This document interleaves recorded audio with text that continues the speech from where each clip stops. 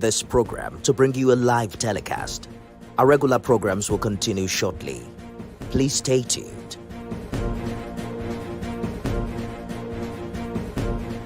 At home, thank you very much.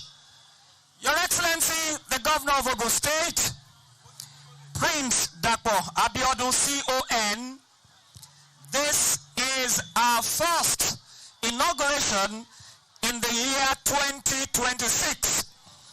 And it's so beautiful that the inauguration is happening very close to the seat of governance. The project we are commissioning today is indeed an important one, because for many people who use the rail transportation system, this road linking the Professor Wole Soyinka train station is indeed very, very important. And now that your government deemed it fit in ensuring that we move swiftly, smoothly to that train station, this is what I call a special New Year gift to the entire good people of Ogun State and for those who are using the trail system as a means of transportation. And therefore, before the normal salutation and the protocols, I'd like you to look to the person sitting to your right and to your left, shake that person and congratulate him. Say to him or her, Happy New Year. Welcome to year 2026. Thank you very much.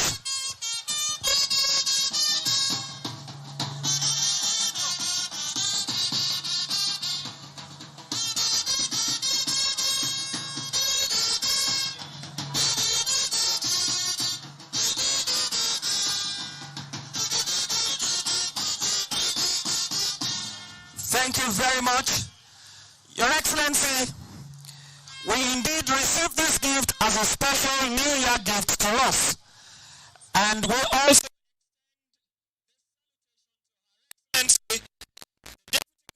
State Engineer Noimot Salako, Oyedele FNSA. Permit me to recognize the Speaker of the Ogun State House of Assembly with us, Right Honorable Oludaisi Elemide, and all other distinguished honorable members of the Ogun State House of Assembly here present. Let me also recognize the presence of the Head of Service Ogun State, Mr. Kehinde Onosaya, as well as the Chief of Staff to His Excellency, Dr. Oluwatoyin Taiwo. The Members' House of Representatives here present will say thank you very much for being worthy representatives at the Green Chambers. I recognize Honorable Afolabi Afuakpe as well as Honorable Engineer Joseph Adibo. So thank you very much for joining us here. Coming up with monumental projects having positive impact on the entire citizens of the Gateway State. I salute all our erstwhile speakers of the House of Assembly that are here. Right Honorable Muiwa Oladipo, Right Honorable Tuji Egbetoko, as well as Right Honorable Prince Raj Ishola Adekumi. You are all welcome. The OC of Egbeland. This man will always wear two caps as the OC of Egbeland, and someone whose legislative powers continue even to linger on in the hearts and in the minds of many, especially the good people of Ogun State. Thank you very much, High Chief Honorable Bode Mustafa, for being here today. Congratulations. The chairmen of various local government councils, especially Obafemi Owode local government, Honorable Ogufola, as well as Abeokuta South local government, Honorable Balogun Avis, BOA. We say thank you, and you are most welcome, Vice Rule, to His Excellency in coming up with beautiful projects having meaningful and positive impact in the lives and in the minds of many. The chairmen of statutory boards and corporations in Ogun State that are here, but let me single out the chairman of the Water Corporation. They've been doing a beautiful job in ensuring that that lifeline given to it by the present administration under the leadership of His Excellency is providing beautiful fruits. I welcome Honorable Wole especially. Thank you very, very much indeed. Let me also recognize the presence of our retired head of service in Ogun State, Elder Shola Adeyemi MNI. Thank you very much for being here, and all other retired permanent secretaries that are here to grace this occasion. The body of permanent secretaries in Ogun State, you are most welcome, and we say thank you for the support given to this present administration. We cannot but recognize the presence of Chief Derry Adebi as well as Honorable Sikirai Ogudele, PhD, for being here and for giving all the necessary insight for all the productive projects that we've seen in the life of this present administration. Thank you very, very much indeed. Member of the National Working Committee of the All Progressives Congress, one who has also served as a distinguished honorable of the Ogun State House of Assembly, our own Honorable Tolu Bankole. You are welcome to today's event. Abeokuta! Abeokuta! Abeokuta! Latori Iyaloja General Mamawa Abbas Moki Totuje Iyaloja Yewa Moki Iyaloja ti Egba wa nibi Mosoleko Matutuso Liwaju Gomino. Your Excellency, this Kampala Director, specially designed from the Kampala Adjunct Market here in Egba, and it is indeed to the delight of many to say that yes, beautiful products, our tie and dye is worthy of international market. And we say thank you very, very much indeed. Iyaloja Egba, Iyaloja Arewo, Moti, Iyaloja Ijebu, Moti, Moti Ijebu, ọ̀rọ̀ bíi 4, bíi 9, kò sí wọ́n lọ́wọ́ àwọn tẹ́yìn bá ní 4, orí ìbú mẹ́sàn-án, tẹ́yìn bá ní 9, egun mẹ́sàn-án, ọ̀nà ni ọkùnrin ní, ó wá túbọ̀ sí pé iṣẹ́ takuntakun, ọ̀nà ni gómìnà wá ṣe. Thank you very, very much indeed.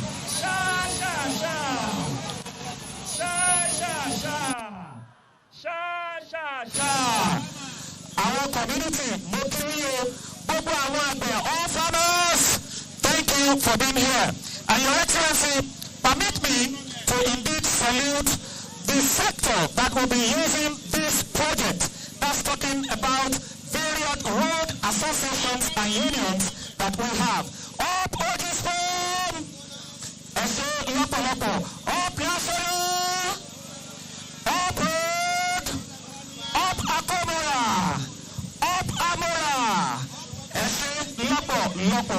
Your Excellency, this project is indeed very beautiful. Looking at the brochure for this program, the road before construction, the road during construction, and the road after construction. History will prove you right that you are a governor that is interested in the welfare of the entire citizens of the Gateway State, moving smoothly from the junction here to the train station without any hitch, without any hiccup, is indeed another addition to the goals that you're scoring under this present administration. You promise to be free, you promise to be fair, you promise to be equitable to all, and indeed you are displaying it here today. And so at this point, Your Excellencies, very distinguished ladies and gentlemen, permit me to welcome everyone to this inauguration of this wonderful infrastructure, standing in for the Honorable Commissioner for Works and Infrastructure in Ogun State, the Permanent Secretary of that Ministry, Engineer Lateef Yusuf, PhD. Ẹ jẹ́ fún wọn ní àtẹ́wọ́ bí wọ́n ṣe ń bọ̀ láti kí wa káàbọ̀.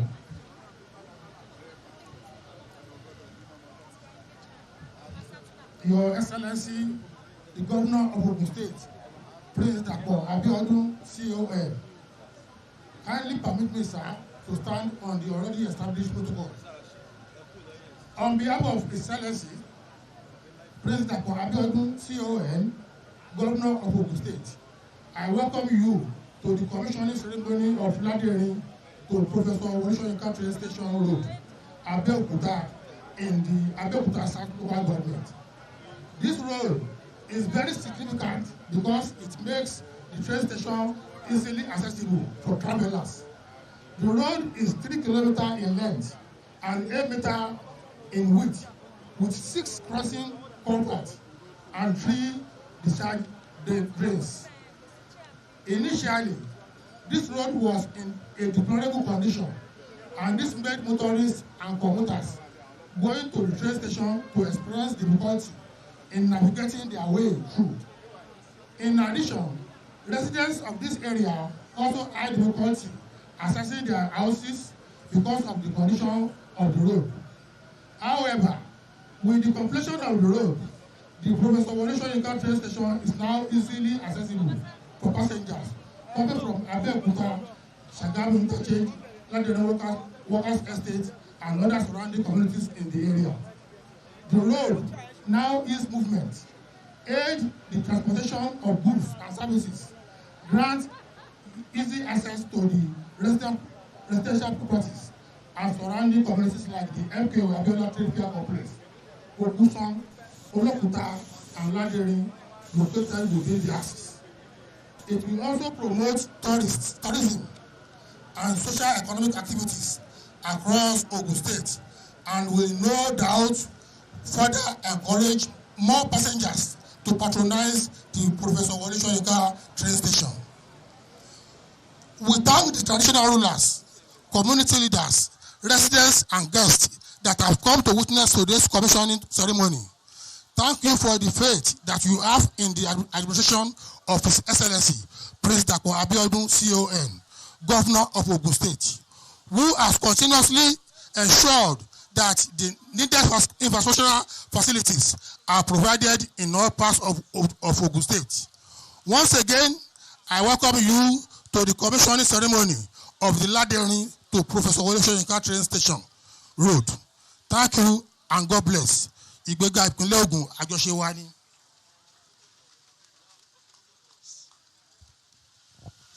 Thank you very much, the Permanent Secretary, sir. Yes. We are moving to Goodwill messages. But before then, I'd like to specially recognize the student community. Because if you don't, and the greatest Nigerian student. Aha, ẹ wo bí tó lọ sápamọ́, wọ́n dúró dè mí pé a máa wò. And the greatest Nigerian student. Articulate Nigerian student, yeah. Let us give 3 American bossa to our performing governor. Oh yeah now. Yo. Thank you very much. Your Excellencies, distinguished ladies and gentlemen, we also have other associations that are here. Tora is here. Up Tora. Tora is also here. Up Tora. Roto is here as well. Up Roto. And Romo is here. Up Romo.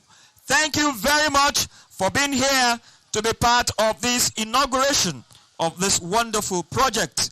Yes, when a project of this magnitude is constructed, we have some people who will ply this route not only to the train station, but to their various homes and habitations.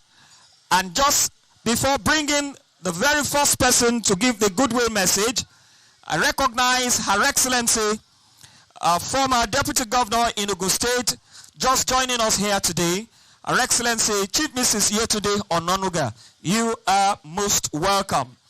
So many residents that are enjoying this road, and one of them is a comrade. Your Excellency, I will invite him to speak first, because When the road was not constructed, he was among the people who said we will stage a protest. Now that the road is constructed, I want him to come out and come and say, then and now, how is it going on?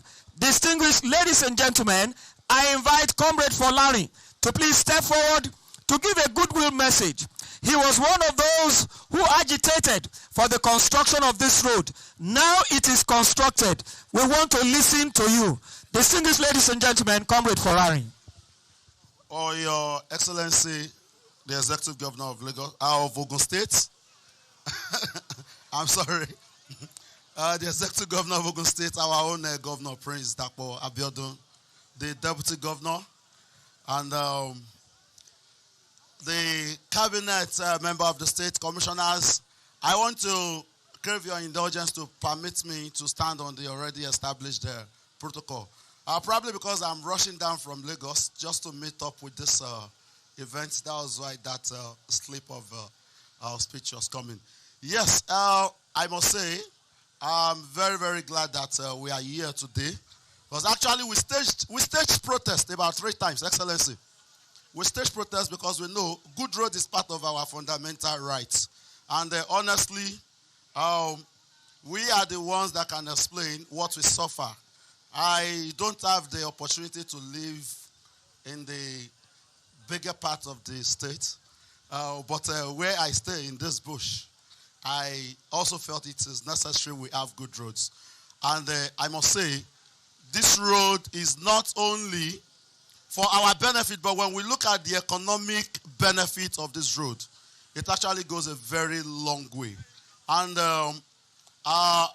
since I am under no obligation to be economical with the truth, I must give it to the government for doing this, giving us this road. However, Sir, Excellency, this is a road. I think when one of your former colleagues said, may my loyalty not be tested during a particular screening, it goes a very long way. Honestly, I sympathize with those of us that falls under the largest, one of the largest local governments. This road you are saying, sir, you have thousands of people, thousands of votes a year within. And it's a link road. So we are hoping that as you have come to commission this, we are very, very hopeful that the Abeokuta Aye-Russell road will also be followed up. Though we are aware that is a federal government road, but we are all federal and state government citizens. And we are very, very hopeful that something will be done. So I want to commend the states for coming up with this project. And hopefully, in a very soon period, we have reason to commission more within. So thank you very much, Excellency. And I wish us all the very best in the state. Thank you. Your Excellency, never mind Comrade Laderin. Actually, is in between Lagos and Ogun. And that's why he's trying to shift it to Lagos. But this is Ogun State, Comrade Laderin. Thank you very much. Thank you very, very much indeed. Ní báyìí, máa pe àwọn community ṣá torí wọ́n gbọ́dọ̀ lẹ́nu ń bẹ̀. Ẹ bá mi rán aṣojú yín tó máa sọ̀rọ̀ nípa ọ̀nà tí gómìnà wa ṣe yìí. Lẹ́yìn wọn, máa fẹ́ kí àwọn màmá mi ẹgbẹ́ ọlọ́jà kan rán ẹni tó máa sọ̀rọ̀ náà wá. Ká ṣe gbogbo ẹ̀ pàápàá àwọn student wọn tí ẹ gbọ́dọ̀ máa sọ̀rọ̀ náà torí ọ̀pọ̀lọpọ̀ nínú wọn ló ń gbé ibi àwọn tó ń lọ sí now àwọn tó ń lọ Mapoli àwọn tí wọ́n ń lọ sí Òṣìẹ̀lẹ̀ wọ́n ń gbé ibi. Your Excellency, ohun tí mo ṣe ń pe àwọn ìyálọ́jà ó ní pé ọ̀pọ̀lọpọ̀ ọgbà tí àwọn èèyàn bá ń kọjá ní main road yìí tí ó bá di pé súnkẹrẹ fàkẹrẹ ọkọ̀ wà ọ̀nà bíi ó ní wọ́n máa ń lò gẹ́gẹ́ bí ọ̀nà Àbújá tí wọ́n á fi líǹkì mọ́ Ewange State tó máa jáde sí ìyànà mọ́túárì. Ọ̀nà bíi náà máa ń gbà tó máa jáde sí ọ̀nà tó máa jáde níwájú ibi tí kí náà ti ń pè Oxawa OGTV tó jáde sí Diaba torí náà ọ̀nà tẹ́ ṣe fún wa yìí ó dùn mọ́ wa nínú. Àwọn community ṣọ́ ti ṣetán àbọ̀ tí ì ṣetán, otherwise ẹ já pé àwọn ìyálọ́jà wa kọ́ máa bá mi bọ̀ láti wá sọ̀rọ̀ nípa ọ̀nà yìí, torí mo mọ̀ ọ̀pọ̀lọpọ̀ àwọn ọmọ ẹgbẹ́ yín ni wọ́n ń lo ọ̀nà yìí, wọ́n ń gbé oríṣiríṣi ọjà kọjá ní ibẹ̀ lọ sí àwọn ọjà wa. Ṣé ìyálọ́jà Àtẹ̀gbá ó ní wọ́n fọ̀rọ̀ sí lẹ́nu, ẹ máa bá mi bọ̀. Ẹ ṣé, adúpẹ́. Thank you very, very much indeed. Your Excellency, we salute you and we thank you very much. We also want to say a very big thank you to TVC, because they are not just here to give this event a coverage. They are here with their Director of News, Prince Babajide Otitoju, to see for themselves the monumental transformation of the present administration under the leadership of His Excellency, Prince Dapo Abiodun, CON. Your Excellency, Deputy Governor, I stand on existing protocol. This road, we are very happy about it, because this road leads to Lagos, Ibadan, Ilorin, even Kaduna and Kano. It's our road. It's very easy for us to take our product to. Wípé ìyálọ́jà bí kí n sọ Yorùbá ó ti mo ti gbọ́. Ìwọ̀nba tó ẹ̀kọ́ wa yẹn náà àfi ká máa gbé jáde díẹ̀díẹ̀. Ìyẹn náà ni sàmọ̀pẹ́ Excellency wa níbí àti nítorí àwọn mídíà náà ló jẹ́ kí n ṣíwájú sí yẹn. Adúpẹ́ gan ni inú wa dùn gan lórí ọ̀nà yìí, torí wípé ohun tó jẹ́ ká máa tẹ̀lé gómìnà Dàpọ̀ Abíọ́dún ni pé ó wí bẹ́ẹ̀ ṣe bẹ́ẹ̀ ni, ọ̀jọ̀gbọ́n ni, ọlọ́pọlọ pípé ni, ẹni tó dẹ̀ máa is a good listener tí wọ́n máa ń gbọ́ sí ìyàn lẹ́nu. Tá a bá ti sọ pé ohun tá a fẹ́ leléyìí tí kò bá tí ìyàtọ̀ fẹ́ ṣe, wọ́n á máa wò, ṣùgbọ́n wọ́n ti note down. Ọ̀nà yìí ó jẹ wá níyà tó pọ̀, ṣùgbọ́n gómìnà ti sọ wá dolóríire lọ́nà yìí. Kò sí ìnira fún wa mọ́, Ọlọ́run ò ní ní lára. Ọ̀nà yìí a máa ń bá lọ sí Èkó, a máa ń bá lọ sí Ìbàdàn, a máa ń bá lọ títí lọ dé Kánò. Òun ló yí sì fún wa. Inú wa dùn gidigidi, kò dẹ̀ ní bàjẹ́ fún yín lágbára Ọlọ́run. Ìjọba tẹ́ ẹ ṣe, tẹ́ ẹ ti ń gun àkàbà yìí lágbára Ọlọ́run. Ọmọọba Dàpọ̀ Abíọ́dún ò ní rébọ̀ o, ò ní jábọ́ lójijì. Lẹ́yìn tẹ́ bá kúrò ń bí òkè òkè la máa gbúrò yín sí. A dúpẹ́ lọ́wọ́ gbogbo àwọn tí ẹjọ́ ń ṣiṣẹ́, torí ẹ̀ sì ẹ̀ fi ọ̀rọ̀ àwa ìyálọ́jà, ẹ̀ fi ọ̀rọ̀ wa ṣeré rárá. Ẹni tó bá dẹ̀ ti di ẹrù obìnrin mọ́ra kò lè jábọ́. Dàpọ̀ Abíọ́dún ò ní jábọ́, bó o ṣe ní jábọ́ nínú ò ní jábọ́ nínú yàrá ìyàwó rẹ̀ lágbára Ọlọ́run. Ẹ ṣé o. Ṣé ẹ gbọ́ àdúrà tí ìyálọ́jà gbà yẹn? Your Excellency, wọ́n ní bí ẹ ṣe jábọ́ ní ìpínlẹ̀ Ògùn lágbára Ọlọ́run nígbà tí ẹ bá wà in the other room, ẹ tún ní jábọ́ ń bẹ̀.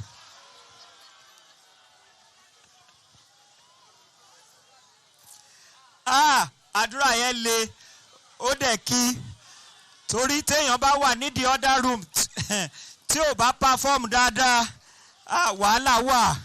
But thank God, Your Excellency, you are performing excellently well, both inside and outside. Mo wíire àbí mi ò wíire? Ẹ ṣé. Let's call on the representative of the students to also step forward. This time, Comrade Imodola Jinodu, to please step forward. You have the next 2 minutes. Thank you. And of the greatest Nigerian students, articulate Nigerian students. I want to first, I'm still standing on the already existing protocol. I want to seek the indulgence of our ever-working governor of Ogun State, Governor Dapo Abiodun, the most energetic and ever-working governor. I want to acknowledge the presence of all our leaders here.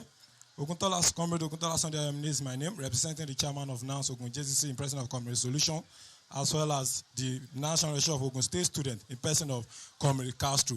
We want to, by this event, appreciate the ever-working governor of Ogun State, the not ever non-relenting governor, the governor that over the years been doing great things with limited resources and yet is not tired to always serve his people. I want to say, Governor, dey pass governor, oh, the na super.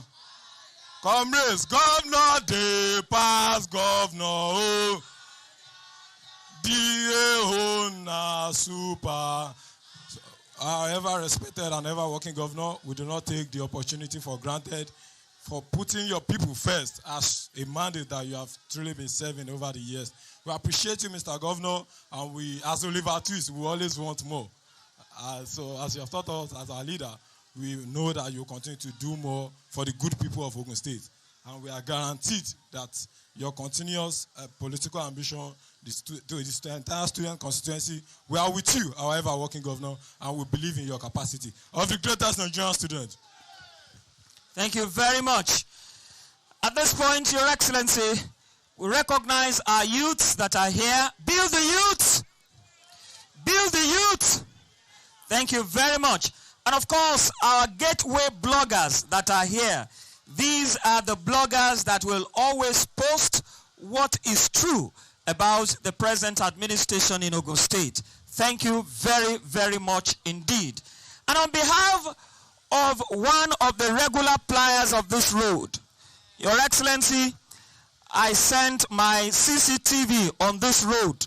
In the last 2 years, he has parked his vehicle at home and ensured that, yes, he plies this road to the train station traveling to Lagos. And that's talking about the Chief Executive Officer and the Managing Director of Pen Pushing. Thank you very much for doing that for us in Ogun State and for letting others know that beautiful things are happening here in the Gateway State under the captainship of His Excellency Prince Dapo Abiodun, CON. At this point, Your Excellencies, we will bring in two personalities. And it is indeed very, very special. Special in the sense that this location is indeed standing between two local governments. And we don't want to call one local government and leave the other, since they are Simon's twins. And therefore, Your Excellency, permit me to invite the chairman of Obafemi Owode local government, Honorable Ogushola, as well as the chairman of Abeokuta South local government, Honorable Balogun Avis, to stand side by side and give 2 minutes each of a goodwill message. Distinguished ladies and gentlemen, please our hands together for our Alaga Councils Bejeji.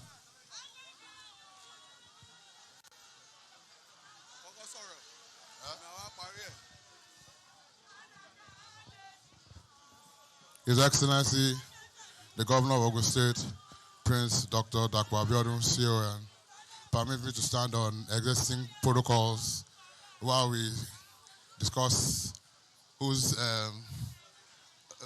constituency it is.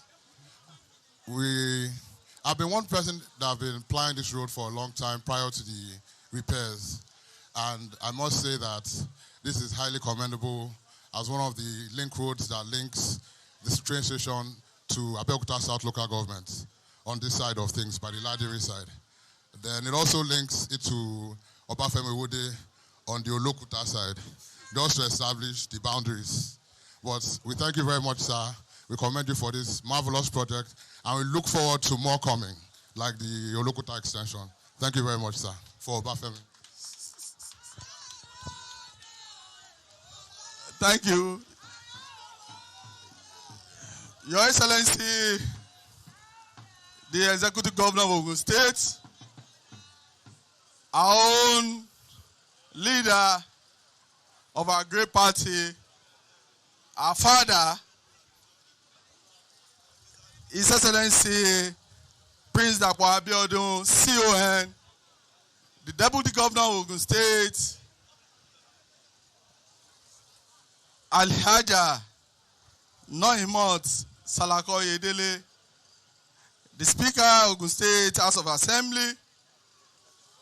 Permit me to stand on the existing protocol. Your Excellency, before the goodwill message, I want to just put the record straight. Permit me, Your Excellency, to put the record straight.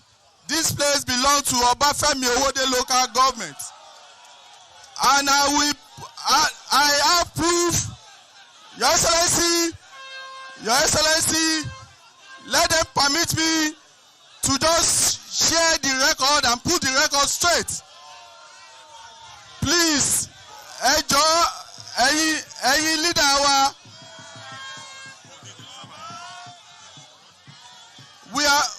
it is just for us to just shed more light. Your Excellency, I want to commend Your Excellency for the road we have done in Obafemi Owode local government so far. Oga, ẹ ti ṣe dáadáa sí ìjọba ìbílẹ̀ Ọbáfẹ́mi Owódé.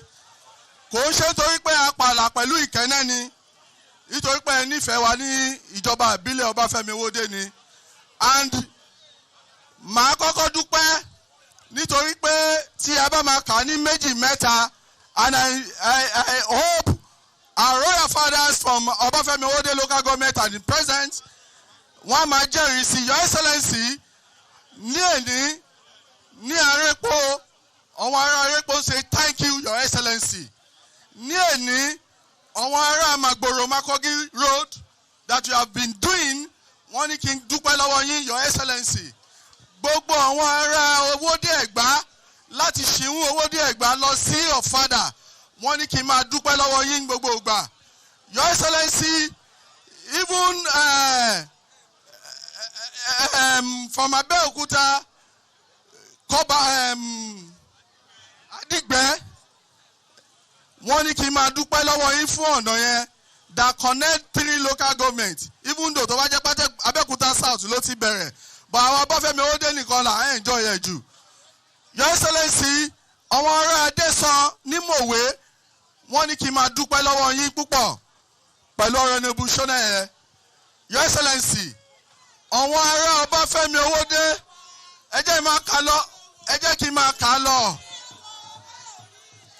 Àwọn Ọbáfẹ́mi Owódé náà ò ní gbàgbé yín fún ọ̀nà yìí láti Abẹ́òkúta interchange Ṣàgámù, wọ́n náà ò ní gbàgbé yín sà. Your Excellency, ibi tá a wà lẹ́nu is Ward 8 of Obafemi Owode local government. Ẹgbẹ́dá Ward 8 of Obafemi Owode local government. Your Excellency, I want to add to this, Oga, because you have ẹ ti ṣe ọ̀nà púpọ̀ fún wa l'Obafemi Owode local government. Ìyẹn náà wá jẹ́ kí àwa ọmọ yín ká bẹ̀rẹ̀ sí ní wò pé ọmọ ọ̀nà wo làwa náà lè ṣe. Your Excellency, at the local government level, have reconstruct Ogidan Dele Odun road. Mo dẹ̀ dúpẹ́ pé the honourable commissioner for local government lower commission ó sì wà ń bẹ̀ nítorí pé àwòkọ́ṣe yín ni, and atutu identify gbogbo àwọn ọ̀nà tí a fẹ́ ṣe.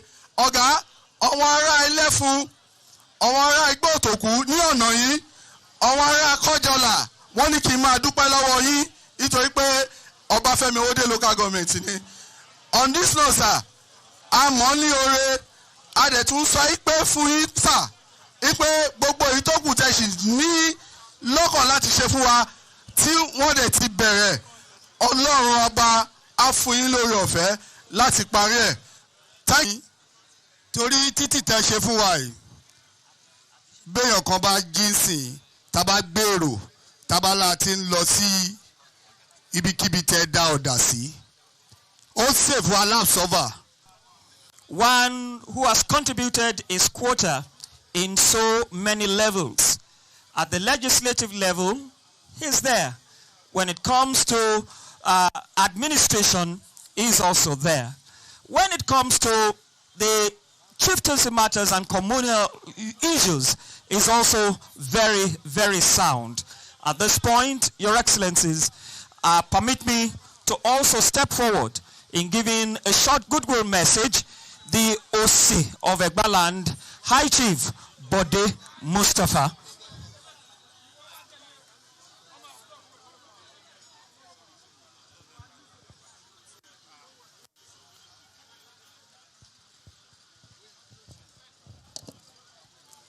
Your Excellency, the Governor of Ogun State, Prince Dr. Abeokuta, CON,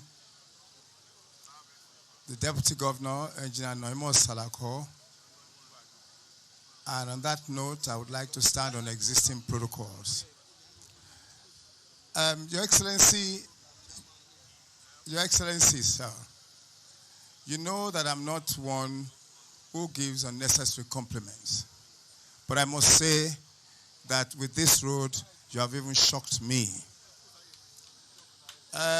When this road was a bit passable, I used to leave my car here, go to Lagos by train, use Uber, and come back until it got so deplorable. And now to see that this is being commissioned, we thank you very much. You have done this because this is in Egbaland. Whether it's Obafemi Owode or Abeokuta South, it's Egbaland, and it cannot be taken away from Egbaland. On that note, we thank you very, very much. Thank you, Your Excellency. Thank you very much, the OC of Egbaland, High Chief Bode Mustafa. Oh, Your Excellency, I'd like to crave your indulgence. Before I invite this next personality, the youths of Ogun State, they are very appreciative for what you are doing. And in just 1 minute, shall I invite the Youth Council of Ogun State to show their appreciation. Your Excellency, Prince Dr. Abeokuta, the Governor of Ogun State, distinguished leaders, fathers, and mothers present here today, on behalf of the Youth Constituency of Ogun State, it gladdens our heart today to be part of this commissioning of this particular road. We want to use this opportunity to appreciate the Governor and, of course, his entire team for the good work that they've been doing towards development of Ogun State in entirety. We thank you so much. We appreciate you immensely, particularly on this particular project, as it leads to greater opportunities, opening greater opportunities for our young people. People who are into the creative entertainment industry. This will give us the opportunity to ensure that we are able to open more channels of opportunities for those people who have initiatives, innovations, and other products to market to the outside world. We thank you so much, and we appreciate you for everything. Thank you, and God bless. Thank you very much, the Youth Council. But Your Excellency, this inauguration won't be complete because it is a road linking the train station. And therefore, in 1 minute, 60 seconds, we'll give the station manager the opportunity to also express their appreciation. That's the station manager of the Nigerian Railway Corporation here in Abeokuta. Thank you very much. Your Excellency, the Governor of Ogun State, on behalf, I am here to represent the MD, Dr. Abeokuta, and his team, the MD, Nigerian Railway Corporation. Your Excellencies, our distinguished ladies and gentlemen, I'm here on behalf of the management and staff of the Nigerian Railway Corporation. Sir, I bring warm greetings and sincere appreciation to Your Excellency and the government of Ogun State for the commissioning of the Laderin train station road. I am here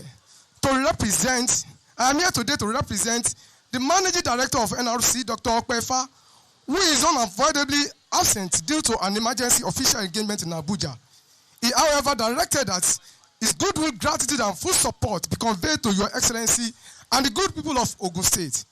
Your Excellency, this road of strategic importance is strategic importance to the Nigerian Railway Corporation, especially at this crucial time when we are planning to scale up our operations and increase the frequencies of our trips. Your Excellency, efficient access to rail infrastructure is fundamental to punctuality, safety, passenger comfort, and cargo movement. By delivering this road, Your Excellency, your administration has not only improved the connectivity to the train station, but has also strengthened the entire rail value chain within Ogun State. Your Excellency, this project clearly reflects your administration commitment to infrastructure-led government, intermodal transportation and economic growth. Thank you very much.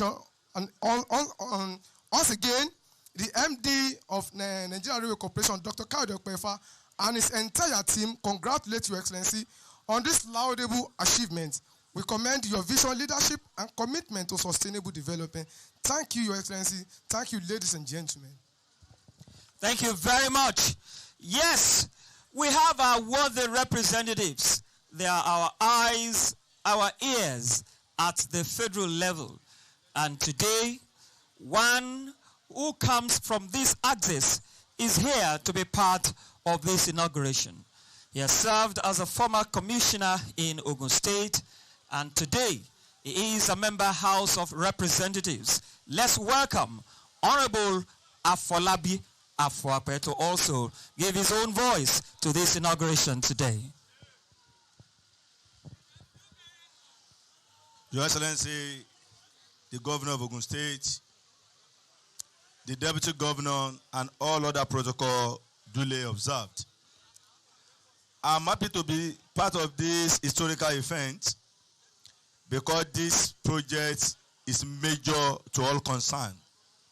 We have a federal government project that we spend taxpayer money, that are railway stations, and without good road, we cannot maximize the effectiveness of that railway station. We will not be able to get the best out of it.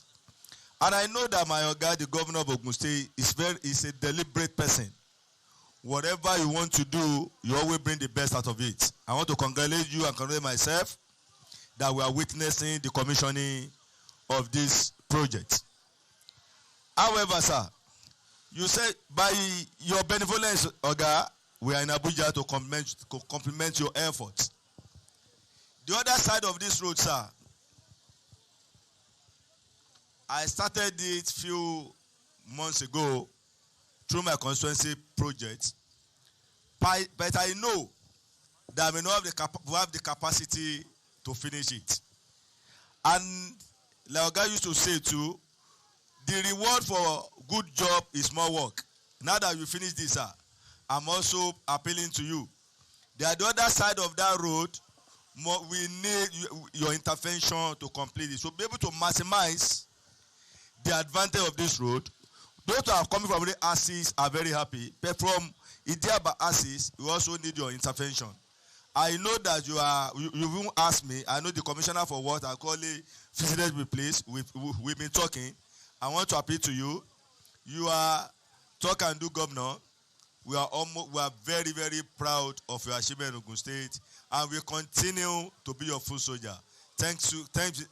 I want to thank you. Yes, on behalf of everybody of Wole and Abeokuta South, that we are the primary user of this. Even though I told Wole that anybody about Sunday must come from Abeokuta South. That's our village. Our village of Wole. So when people in town are talking, the people from the village must keep quiet.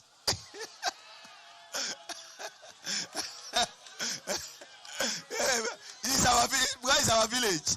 You know now, sit down. Sit down. You know, he knows now. And anybody, including Mr. Governor, you are all my constituents. You all live in Abeokuta South. Everybody I want to be governor, deputy governor, must come and live my constituency. So you are Oga is my constituent. And he knows. So you're also my constituent. You have your place here. Your Excellency, the other road is our major concern. Thanks and God bless you, sir. Thank you very much, Honorable Afolabi Afuape. Ẹ dákun ẹ bá ní bí sọ fún ẹni tó bá wà lẹ́gbẹ̀ẹ́ yín ẹni ẹ kú oríire. Mi ò máa gbóhùn wá. Ẹ sọ ẹ jẹ́ ó lọ sókè dáadáa. Your Excellency, níṣe ni inú wa ń dùn, ayọ̀ wa ń kún fún àwọn iṣẹ́ ribiribi èyí tẹ̀ ń ṣe ní ìpínlẹ̀ Ògùn.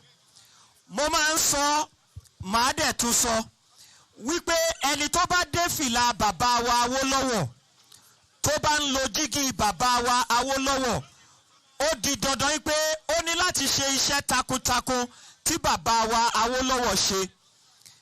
And that's why I am happy that you are following the footsteps of our late sage, one who laid the foundation of good political emancipation in Nigeria and for us in the Southwest.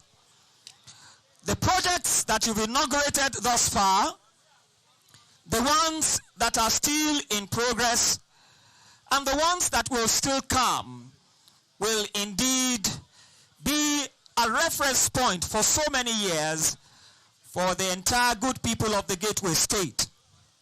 And today, as we witness the inauguration of this Professor Wole Soyinka Train Station Road, Laderin, Abeokuta, Obafemi Owode, Kima Pebe, it is with joy that we bring you to indeed express your joy, address the entire people of Ogun State, and for those that will be using this project, and more importantly, assure them that in this year 2026, we ain't seen anything yet, because Ogun at 50 is loading, and we are going to have landmark inauguration for this 50th anniversary of the creation of the Gateway State. Yes, when I said we are still going to have more, this is just like a tip of the iceberg.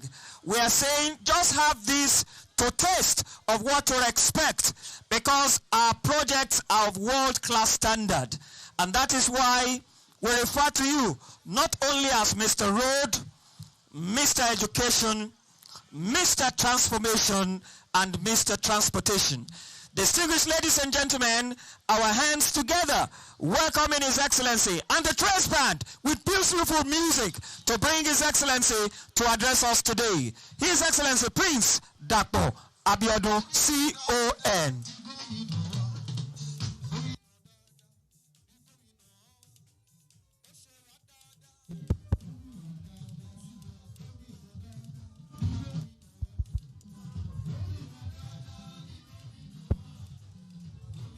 Please be seated.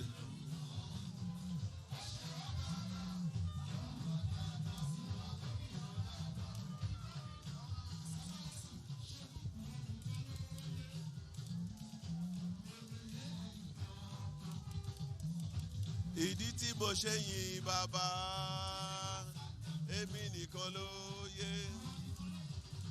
Èmi nìkan ló yé.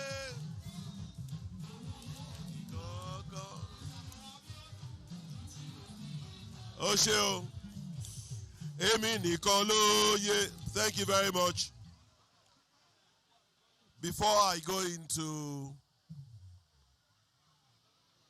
appreciating and recognizing all the eminent personalities that are here this afternoon, let me first say to all of us, Happy New Year, because this is the first occasion since the beginning of this new year that we're all meeting like this together as members of one very big family of Ogun State.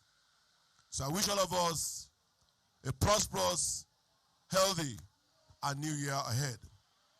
On that note, let me call on Trace Band to join me in singing one of my favorite songs.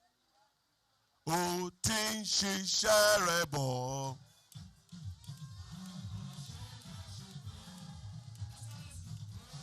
Ṣiṣẹ́ rẹ̀ bọ̀ láyé wa, bàbá ṣe la. O ti ń ṣiṣẹ́ rẹ̀ bọ̀, bàbá ṣe la ṣe gbé. O ti ń ṣiṣẹ́ rẹ̀ bọ̀ láyé wa. O ti ń ṣiṣẹ́ rẹ̀ bọ̀.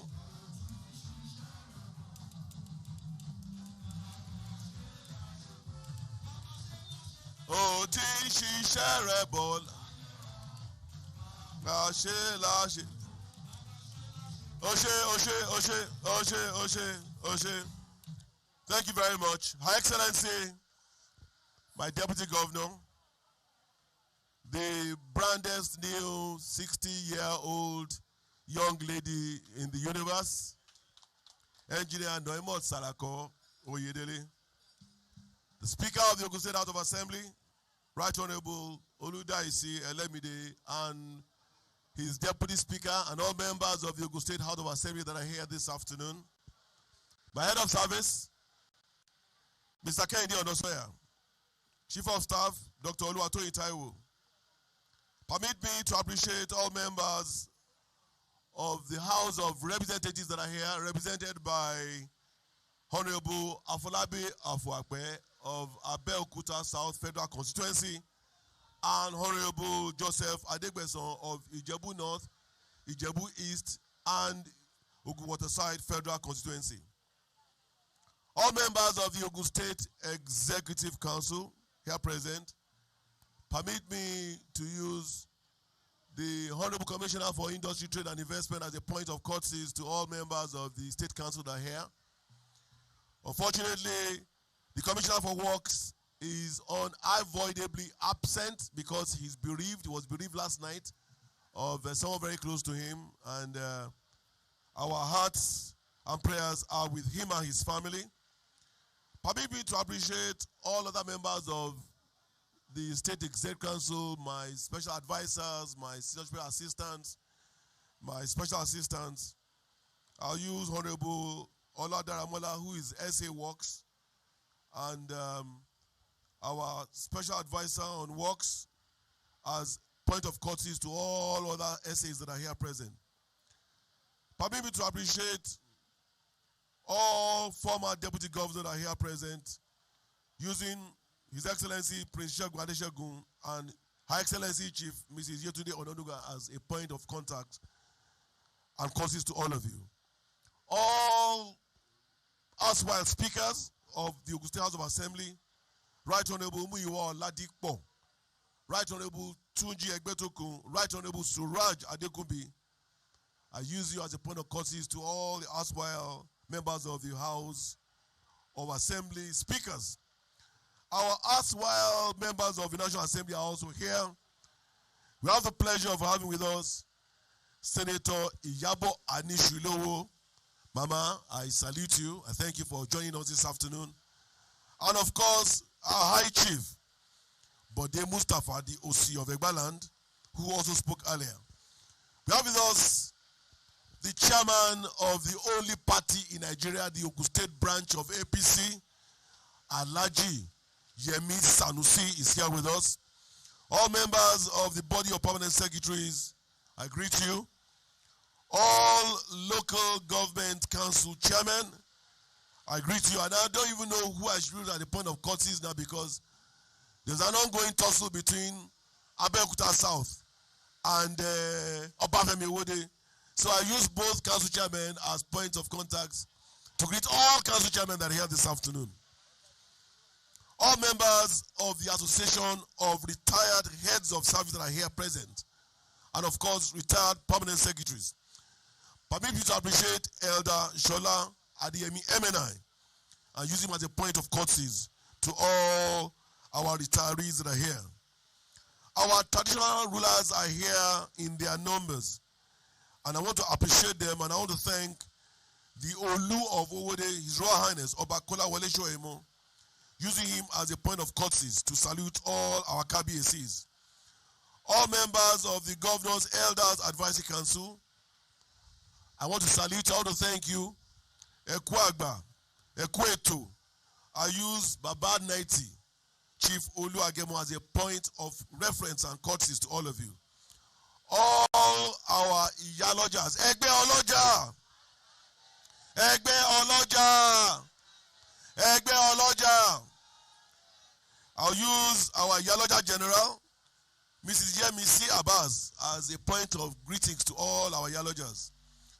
All members of various transport unions that are here present, using Mr.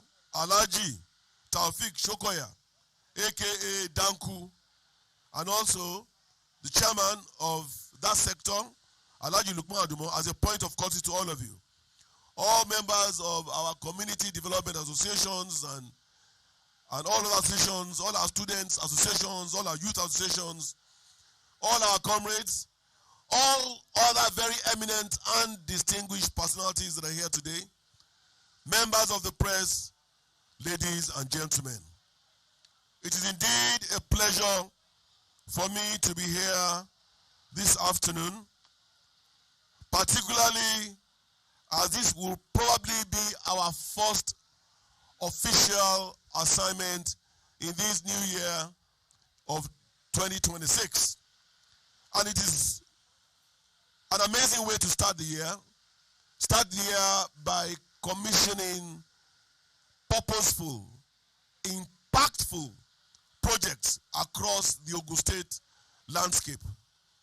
Today, we're here at Laderin, the Professor Soyinka, Wole Soyinka train station, which also happens to be by our MKO Abiola Trade Complex. So these are very important and major landmarks, not just in Abeokuta, but in Ogun State. Permit me to appreciate the federal government of Nigeria, and particularly our President Bola Ahmed Tinubu, GCFR, the Commander-in-Chief of the Armed Forces and President of this country, for all what he continues to do that has allowed him to walk the talk, to live up to the promises of the Renewed Hope agenda. Today, this is one of those clear demonstrations of what the federal government in their might has brought to bear in different states. This landmark train station, this landmark train connection between Ogun State, Oyo State, Lagos State, and this train goes all the way to Kano. And in Ogun State, proudly, we have more stations in Ogun State than any other state. We brag that we have 5 stations in Ogun State. Again, stamping our position as the gateway to Nigeria's prosperity. This station was commissioned sometime in 2021. The conception of this rail line and this station predates our administration. The siting of this station also predates our administration. We were bequeathed with providing the complementary infrastructure to allow for the ease of movement of passengers to and fro the station. But the reality did not dawn on us because the construction had finished before I assumed office. And the previous administration, for some reason, did not consider it important to ensure that this was captured in part of the infrastructure that they were providing. So it fell on an administration. And in appreciation of the impact of this rail line, in appreciation of the fact that this falls in line with our multi-modal transport master plan, which we had continued to pursue, that allows us to link the dots between how our roads connect with the rail, how it connects with air transportation, how it connects with sea transportation. So for us, we gladly took ownership of the responsibility of ensuring that we reconstruct this road. We sat down and we said, this road or this rail will probably account for about 100 to 150,000 people daily. 100,000 to 150,000 people daily will be journeying through this station from Ibadan, through Abeokuta to Lagos. Some of those will be getting off in Abeokuta. Some of them will be boarding in Abeokuta. So indeed, this road was identified as a priority road. And of course, in line with the fact that Ogun State has now become a foremost tourist destination, we also appreciate the fact that a lot of tourists will be coming to Ogun State via this rail line.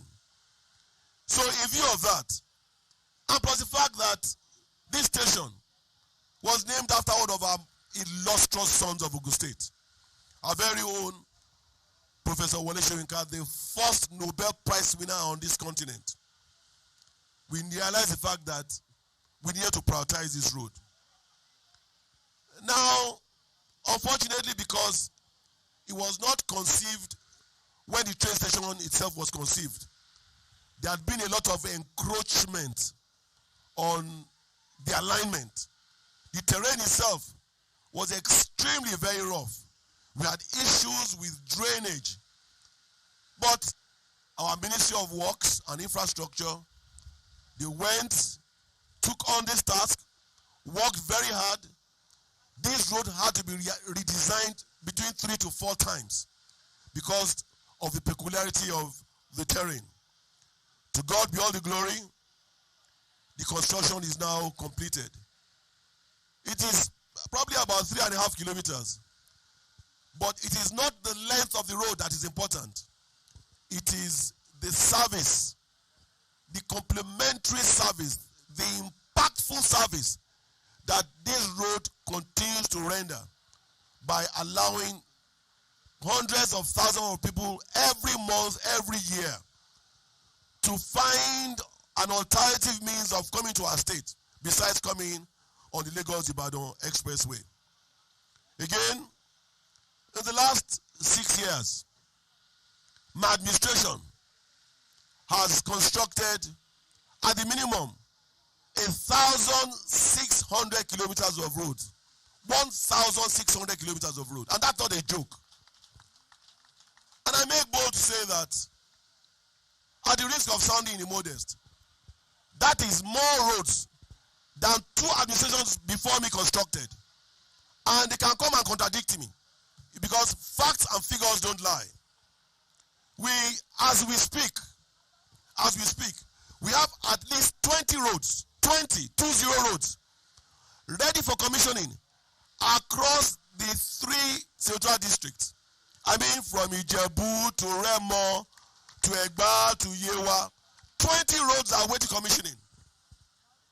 Like Honorable Afwekwe said, we're a very deliberate administration. We will not pay attention to any backing dogs. We continue to remain laser focused. Like they say, nobody throws stones at unripe fruits. So anybody that attempts to slander us on social media, we appreciate the fact that it's because of how intimidating this administration is. So we have no response for them. Our response will be by commissioning roads every week for the next 2 months. Every week we'll be commissioning 2 roads. Every week.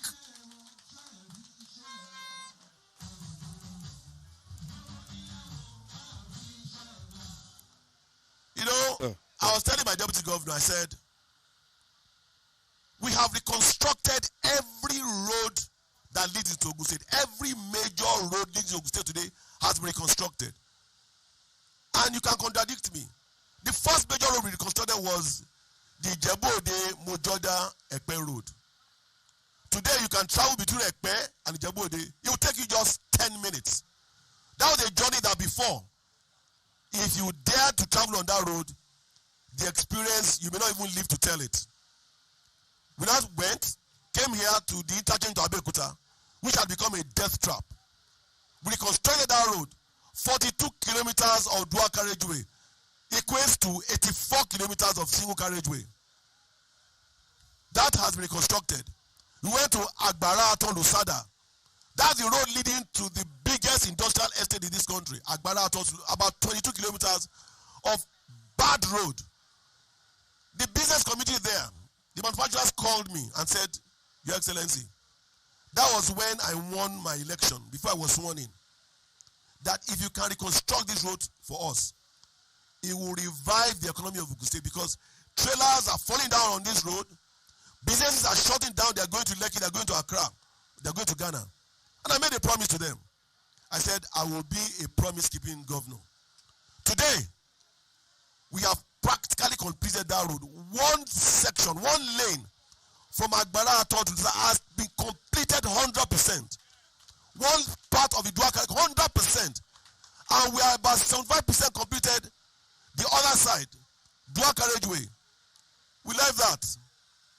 Today, we are reconstructing the famous Abeokuta road. That road is almost 60-something kilometers. That road that evacuates finished goods, services, personnel from our industrial corridor, the Alta, Ewekoro, Ifo corridor, all the way to Lagos-Ibadan Expressway to the hinterland. That road was in a total state of disrepair. And these roads have been existing before I became governor.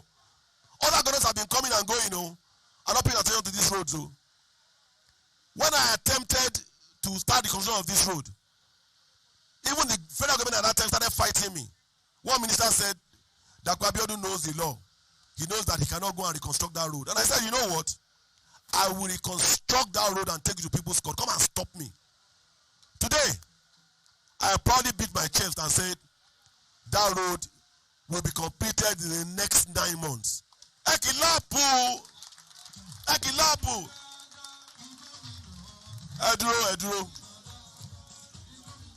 Edro.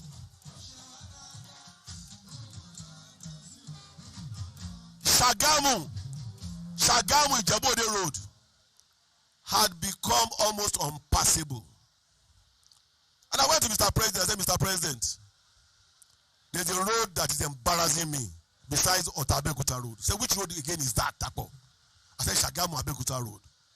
I said, sir, that road is a road that connects Lagos, Ogun State to 15 other southern states of this country. It is a major east-west connector. And unfortunately, the construction of that road was stopped somewhere on the outskirts of Ijebu-Ode. We must reconstruct that road. And went back and forth and back and forth. And again, publicly, I want to thank Mr. President, our own Ashiwaju, our own Gagaban, on your mandate, on your mandate.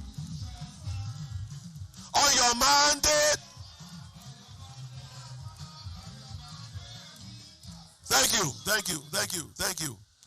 We know how many federal governments had abandoned that road. President instructed that the Minister of Works, Dave Umahi, presents that road at the Federal Economic Council.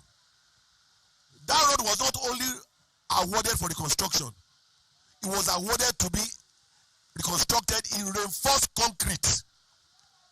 And it was instructed that that road, on completion, should have street lights all the way from Shagamu all the way to Ijebu-Ode. Street lights.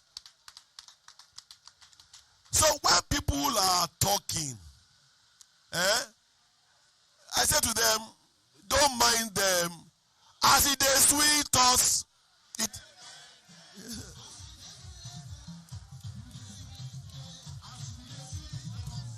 depends them. Hello. Now let me tell you the biggest secret that we are reconstructing right now. The biggest secret. The Ogun State East-West connector. That is the road that goes from Shagamu Interchange to Papalanto to Obele. That is a 100-kilometer road. We have totally closed off that road because we wanted to keep it a secret. As I speak, between Shagamu Interchange and Papalanto, it's probably about 40 kilometers. As we speak, we have reconstructed about 25 kilometers of that in reinforced concrete. Meaning that by the time that road is completed, trucks, goods, services that are coming from Alta, Ifo, Ewekoro will no longer have to come on Abeokuta Shagamu Expressway. They will just get to Papalanto and hit the expressway. And somebody is saying that one is not working. Tó bá ṣiṣẹ́ ńkọ́, kí ló máa ṣe?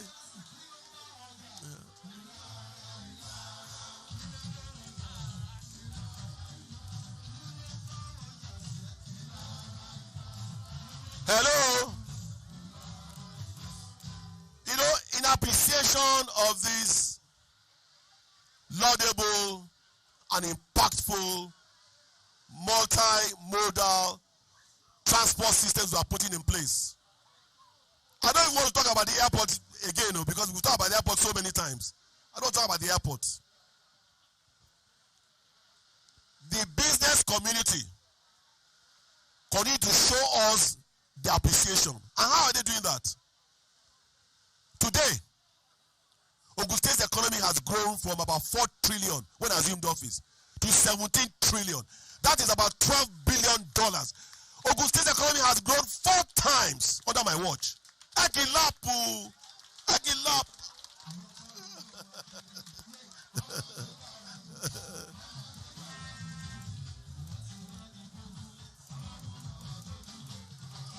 Hello. Hello. Hello. Just take a drive on Shagamu Abeokuta and see how many new factories you will see on the left, on the right. Just take a drive. Or from Shagamu to Ogere to Ibadan, or from Shagamu to Jebode. These are signs of socio-economic development. You cannot controvert it. No social media ranting can controvert that. For me, we will continue to remain laser focused. We continue to develop this state in line with our promises of being fair, of being just, and of being equitable.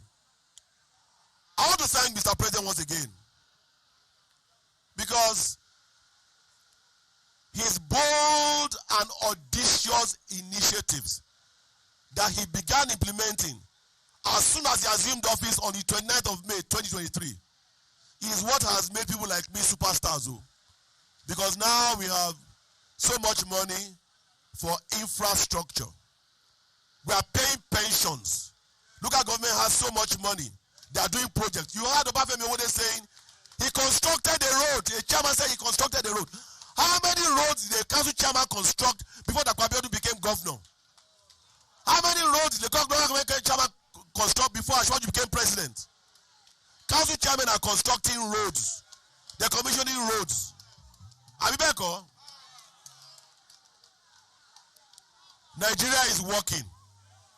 Ogun State is working. I want to reassure you that we remain an inclusive and responsive administration. I've listened to all the comments about the fact that there's another part of this road, the Abeokuta. We had to make a choice between reconstructing Laderin to Shagamu Abeokuta or Abeokuta to Laderin. And we made the choice to reconstruct this section first because we realized that this section of that road is the one that carries more traffic. But having said that, if our Honorable has made a request of me, alongside with the council chairman of both Obafemi Wole and Abeokuta South, and all others that they represent, I have no choice but to promise you that we will begin the reconstruction of the Diaba to Laderin immediately.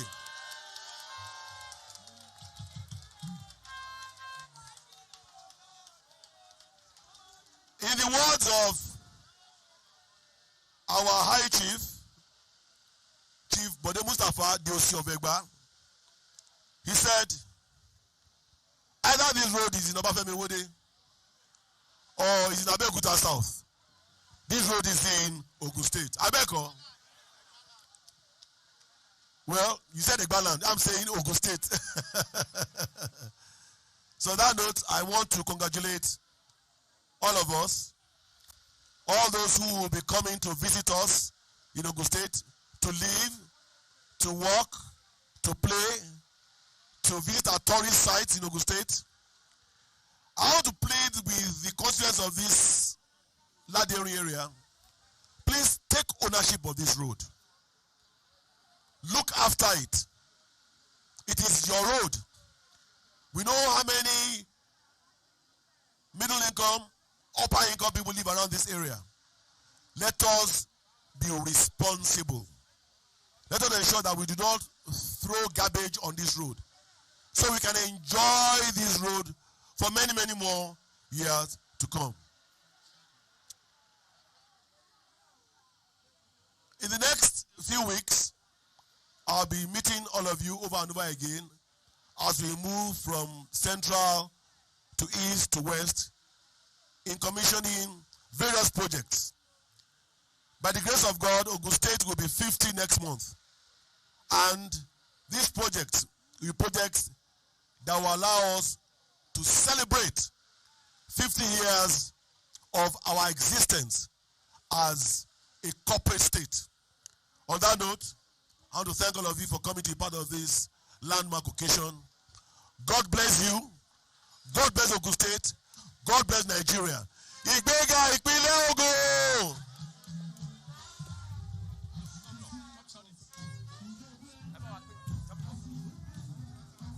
Hello.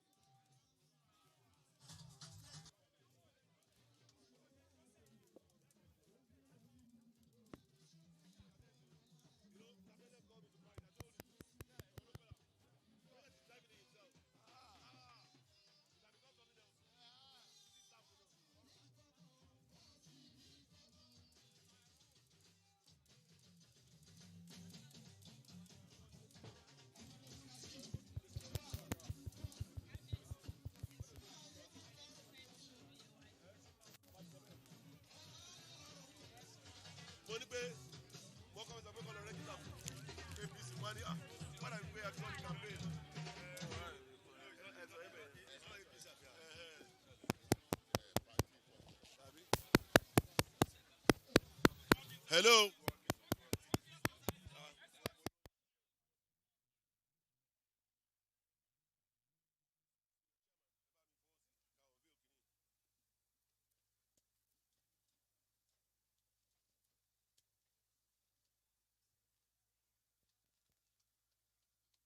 APC-led government. Abi chairman. APC-led government.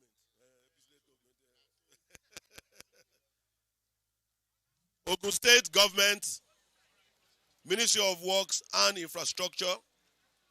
This plaque was unveiled in commemoration of the commissioning of Laderin, Professor Wole Soyinka train station, Laderin to Abeokuta South, Obafemi Owode local government, by me, Prince Dr. Abiodun, CON, Executive Governor of Ogun State. On this day, Tuesday, 20th January 2026. Ìgbéga ìpínlẹ̀ Ògùn.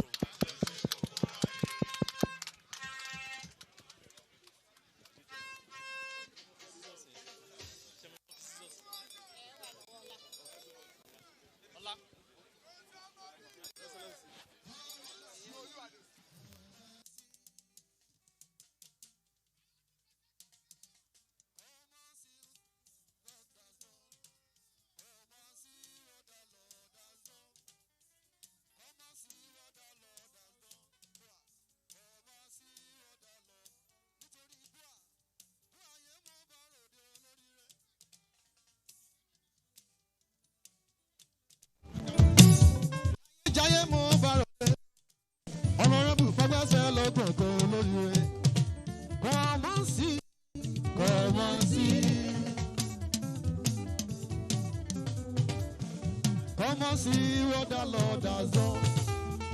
Come and see what the Lord has done. Come and see what the Lord has done. Come and see what the Lord has done. Nítorí His Excellency, oyi biri, oyi kan wá. Oyi biri biri, oyi. àbọ̀rà bí rọ́dún oyin biribiri oyin kan ìtẹ̀síwájú tí jí kọ́ wa ò jákì oyin biribiri oyin kan wá o yeyeyeye biribiri oyin kan wá oyin biribiri oyin kan wá o ìtẹ̀síwájú tí alayọ̀ ayọ̀ adé.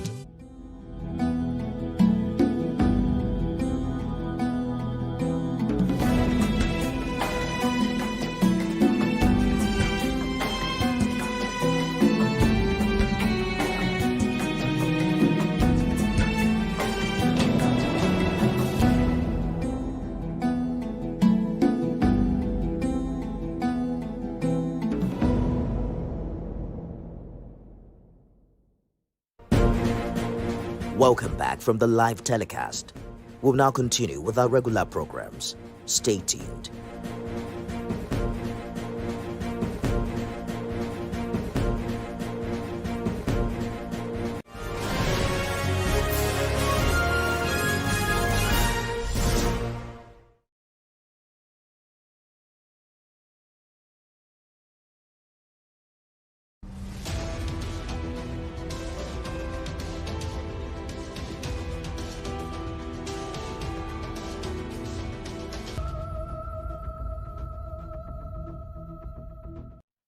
Despite multi-billion-dollar investments in rice mills to boost local processing and production, many mills are closing or producing below capacity due to many reasons, as reviewed in this report by TVC.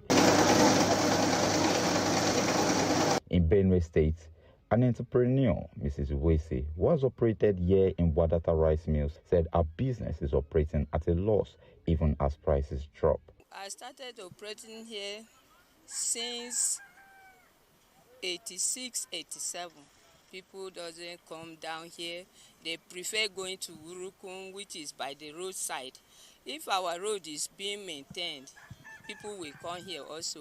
And the government itself don't come here to buy rice with us. We will only be paying tax, local revenues, but nobody is coming to buy rice. The worst part of it, last year, the government said we should use the government bags.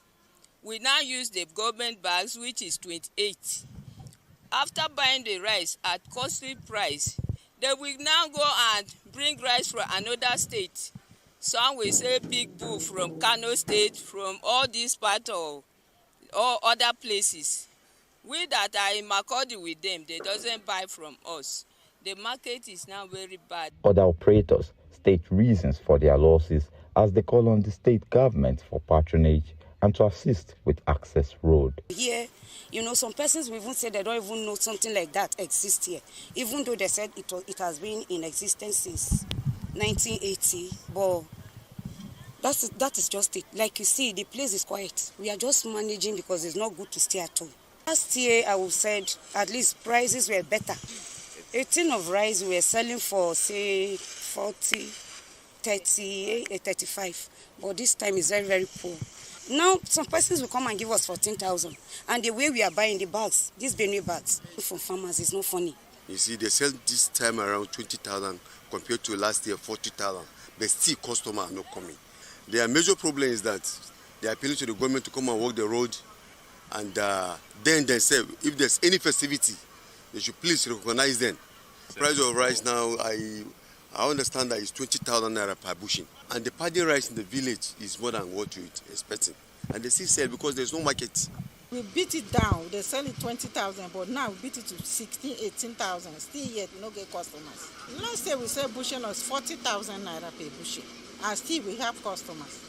But now, where the thing come down, we don't have customers. Food prices in Nigeria have seen massive year-on-year increase, but are showing recent signs of stabilization and even decline in this period when we are close to the festive season. Here at the popular Wadata market, we take a look at what the price was, what it is, and the rates of sales. Come with me. Wadata Market is a bustling marketplace in Makurdi. Renowned for its diverse array of goods and cultural significance, the market offers a wide range of products, including fresh produce and more. It is particularly known for its affordable prices and vibrant atmosphere. Before, we are selling this one 200 naira when things was very cheap like that. But now, this one now is 500. This small one is 300 naira to 500. Before, we are buying baskets of okra 12,000. Now it's 25,000 naira. Because the thing is high because of Xmas and the dry season also. From last year and earlier this year, so Gary dropped from June. So now 1,000, before it's 4,500. But now food don't drop, but there is no money since money man never open market. Before I sold this one for 50, but now it's almost 60,000 now. The market is going slow. I came to the market to buy some pepper, onions, and the rest in the market. You know, we have this notion that foodstuffs, everything have dropped. But to me, I would say that the only thing that have really dropped in price is Gary. Because when you look at the price for the pepper and onions and all of that, like it's still expensive because they will give you very small quantity. And then when you talk, they will say that it is the season. The price has dropped drastically, but for other things, it's a no-no. Like pepper is on the high side, tomatoes on the high side. We need more things to drop. Because fuel has not dropped, and then if you ask them why their own things have not dropped, it's the transportation that is making the food so expensive. We have just left the Wadata market where we checked on the price of foodstuff, tomato, rice. They confirmed that the prices have relatively dropped. Now we are proceeding to the railway markets where fruits are popularly sold. We are going to check on the prices. Have they dropped also? Come with me and let's see. This railway market is a prominent local market in Makadi, known primarily for its extensive selection of fresh fruits and vegetables, including watermelons, ginger, and bananas. Our first stop is to see the chairman of the market, who speaks on the market's patronage. The truth about it is the prices fall inside the market. But when you go to buy, the price is very high and no money. Traders share with us cost of items and rate of sales. With a ban, 500, 2,000. Now orange don't be 20,000, 25 now. If they say this rubber 3,000, customer man, you know they come. Money man, you know they. What we buy last year during the season of watermelon, per one we do buy like 1,500, 2,000. But this time around, we can get watermelon for 2,500 for per one. While last year the price of grape is still the same thing with this year because I didn't see anything that changed towards the price. Despite the easing prices, analysts caution that the trend may not signal improvement in inflation. They argue that weak consumer purchasing power remain a factor damping demand. Mayowa Okwato, TVC News, Makodi.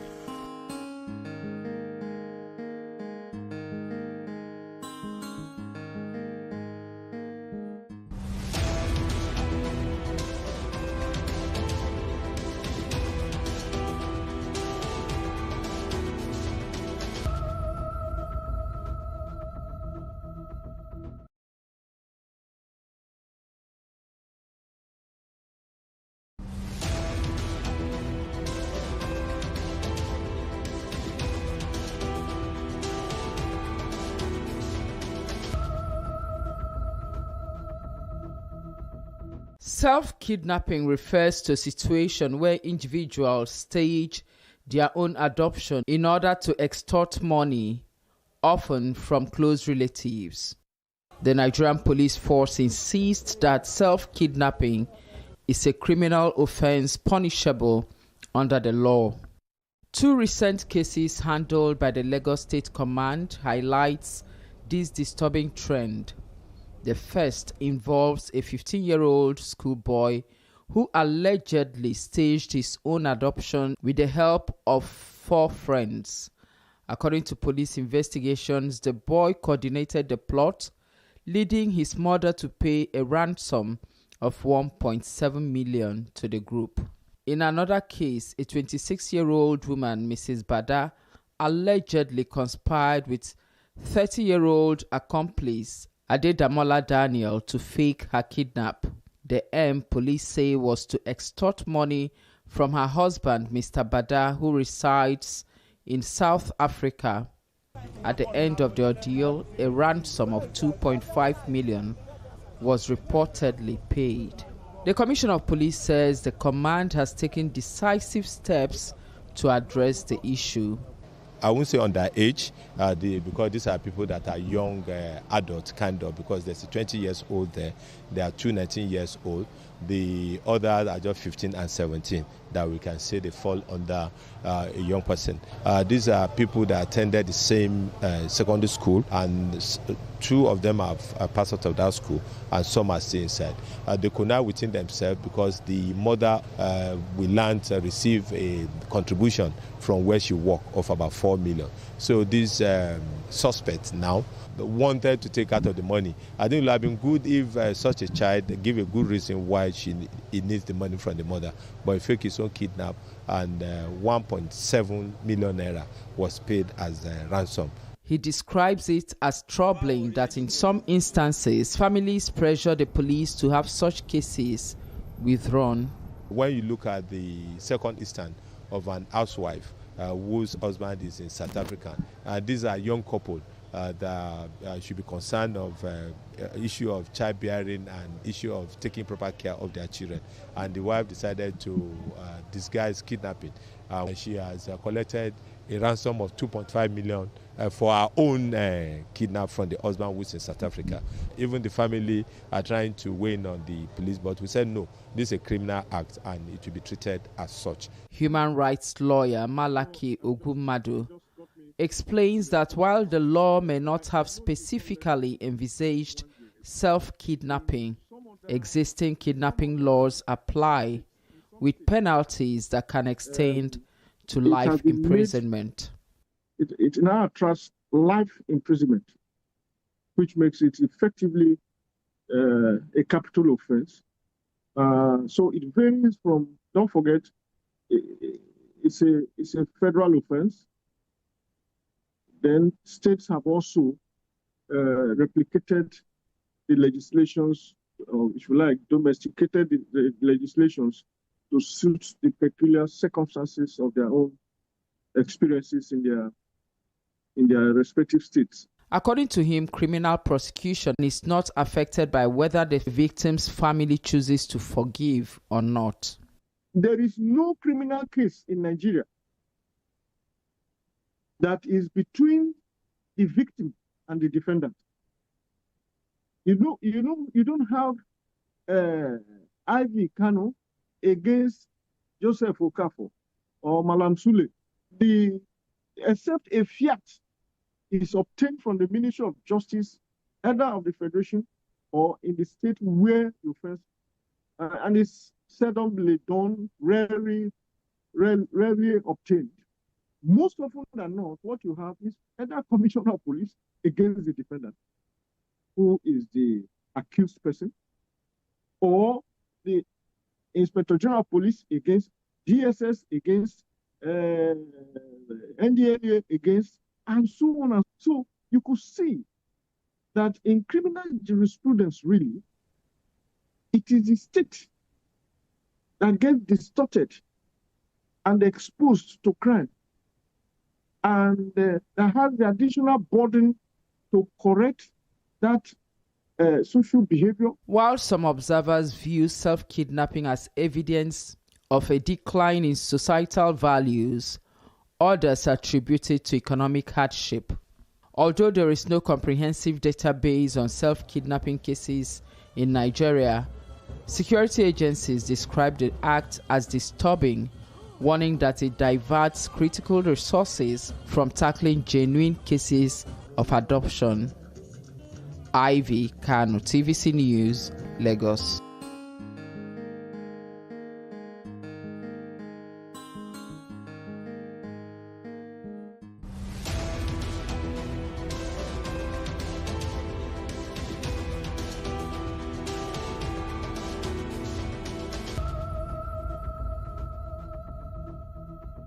And the winner is TVC.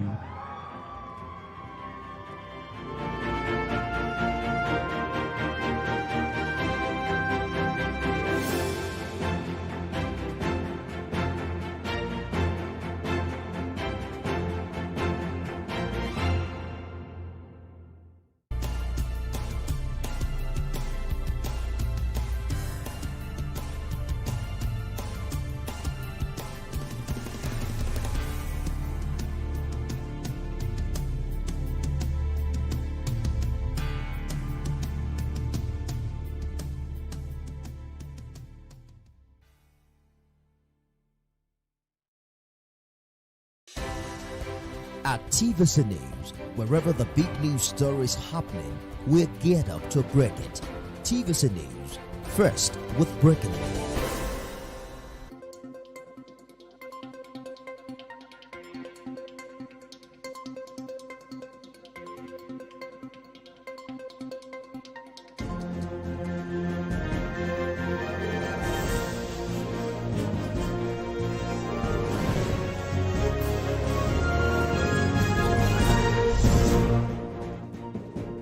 Hello and thank you for joining us on TVC News at 4. The court has adjourned the case involving Anthony Joshua's driver, Deni Kayode, to the 25th of February. The case was adjourned after the prosecuting counsel, Richard Inigiwe, informed the court that they have 4 witnesses, but only 3 were in attendance. They appealed to the court to adjourn the case to a future date to allow them duplicate the case file and present it to the Attorney General of the state through the Department of Public Prosecution for advice. The defense counsel, Olalekan Abiodun, objected, stating that the prosecuting counsel had enough time to do so prior to this date. The magistrate decided that in the interest of justice, the case should be adjourned, directing the prosecuting counsel to duplicate the file and send it to the Office of the Attorney General of the Federation for advice from the Department of Public Prosecution. Well, here in Lagos State, an early morning fire razed the one-story commercial building housing computer and accessory dealers in Computer Village, Ikeja, destroying goods worth millions of naira. The State Emergency Management Agency said the incident was reported around 1:55 a.m., prompting immediate activation of the State Emergency Response from its Alausa Command and Control Center. The response team arrived at about 2:15 a.m. to find the building fully engulfed in flames with thick smoke indicating intense combustion. The agency said the entire upper floor was completely destroyed, while the structure was partially compromised and will require urgent assessment. No fatalities were recorded, though one firefighter sustained minor injuries and was treated on site. The Osun State government, in partnership with the Federal Road Safety Corps, has flagged off a one-day training and distribution of tire pressure gauges to all registered and professional organizers across the state as part of measures to empower artisans and reduce the spate of accident on the roads. Organized through the State Ministry of Cooperatives and Empowerment in collaboration, Governor Ademola Adeleke, who flagged off the initiative, said it underscores his administration's commitment to the welfare of the masses and inclusive economic growth. Represented by his deputy, Kola Adewusi, the governor noted that the training is important in view of the rising number of road accidents nationwide, which are mostly linked to the improper tire gauge management. Today's event further demonstrates our resolve to take empowerment beyond slogans. We are flagging off a one-day training alongside the distribution of tire pressure gauges to members of the Osun State Association of Organizers in collaboration with the Federal Road Safety Corps Osun State Command. This program is particularly important in view of the rising number of road accidents across the country. Since they learned this type of job and they've been operating for the past 10, 15 years, most of them have not been able to undergo this type of training. So that is why the government decided to organize this type of training, to train them to know the type of tires, the type of tires, how it should be gauged appropriately. For all the Osun State organizer, we appreciate and thank you, Mr. Governor Ademola Adeleke. In Ekiti State, bankers have been urged to remain resilient and committed to delivering services that support economic growth and positively impact residents. The call comes amid effort to strengthen confidence in the financial sector and improve access to banking services. The charge was given in Ado-Ekiti by the Ekiti State Controller of the Central Bank of Nigeria, during a meeting of bankers to review the outgoing year and set targets for the new one. Despite current economic challenges, the controller said financial institutions must remain innovative and responsive, especially to the needs of small businesses and individuals. Some bankers described the meeting as timely, saying it helped them assess performance, address the gaps, and align operations with national economic policies. Annually, we come together to reassess what we have done, and also in the form of encouragement, we also give award to some of those who have actually done well in terms of that financial system. The key message is that bankers, the role we play in the economy is very important, okay? And we must show that resilience. It is possible that there are some ideas that could have been okay, and because of the requirements attached to giving of loans, those ideas couldn't fly. So they can as well do more by advising the government on the kind of policy to embark on and the effect of this policy on the economy. It is your income that is taxable and not every money that enters your account. So it is very important that as individuals, as corporate bodies, we are able to establish our income and make appropriate filing to the tax authorities. In other news, President Bola Tinubu has congratulated the Minister of Solid Minerals Development, Dele Alake, on his re-election as chairman of the African Minerals Strategic Group, a coalition of African ministers responsible for mining and solid minerals. The group aims to maximize benefits for Africans from the continent's vast mineral resources. Mr. Alake was first elected in 2024 and re-elected at the 2026 annual general meeting held on the sidelines of the Future Minerals Forum in Riyadh, Saudi Arabia. President Bola Tinubu described this re-election as a vote of confidence in Alake's leadership and commitment to advancing Africa's minerals sector. He noted that under Mr. Alake's leadership, the AMSG has strengthened collaboration among African nations and positioned the continent as a key player in the global energy transition. The president also commended the minister for aligning the group's objectives with Nigeria's Renewed Hope agenda and assured him of continued federal support. And finally, on the news, at 4, thousands of Muslim faithful converge on the forecourt of the Emir of Ilorin's palace for the final burial rites of the late Chief Imam of Ilorin and chairman of the Kwara State Council of Lama, Sheikh Mohammed Bashir Soliu. The funeral prayer was led by Imam Imali of Ilorin, Sheikh Abdullahi Abdulhamid, as the palace forecourt overflowed with mourners, forcing security operatives to manage the large crowd. Islamic scholars, traditional rulers, and other dignitaries paid glowing tribute, describing the late cleric as a deeply grounded Islamic scholar whose influence extended beyond the Ilorin Emirates. Sheikh Mohammed Bashir Soliu died on Monday at the age of 75. It was a personification of what was all about Islam. He was very generous, was very passionate about peaceful coexistence between Muslims and non-Muslims, between indigenes of the emirate and the state and those who have come to stay with us. There is no public officer that you will not go through your trying times. And when you have a father like him behind you is a point of great strength. A lot of people can speak about him from the pulpit on Friday, the service committee. I can also speak to his personal relationships. It's a great loss for me as an individual. It's a great loss to all of us, not just in Ilorin, but to the entire Muslim Ummah. Our prayer is may Allah grant him al-Jannah to Firdaus, the immediate family, give them the strength and the fortitude to bear this great loss.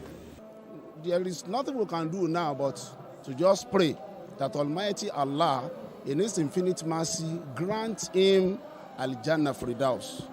And we also pray that Almighty Allah replace him with someone that we can also be proud of, just like we are doing for him now. But that's it on TVC News at 4. For more updates on the stories of monitoring, you can visit our website on www.tvcnews.tv. You can also follow us on our social media handles, Facebook, Instagram, and on X at TVC News, and on YouTube we are live at TVC News Nigeria.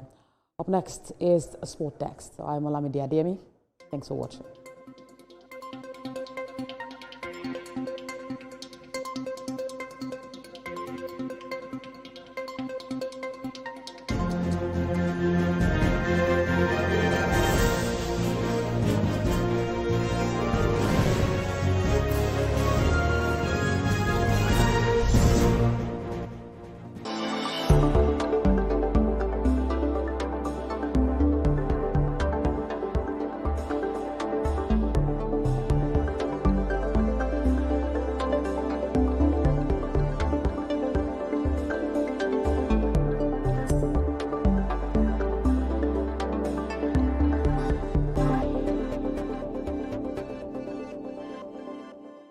Over 6 decades, the Bank of Industry, BOI, has been driving Nigeria's industrial development through financial and business support services. Bank of Industry is one organization that has kept their words with the Nigerian businesses. I have been able to expand my business from catering, event management, into water production. A single digit that Bank of Industry offers is the only solution to stay afloat. BOI Impact, now showing Tuesdays, 9:30 p.m. on TVC News.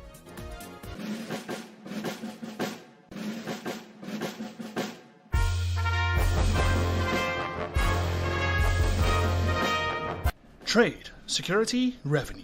How does the Nigeria Customs Service balance it all?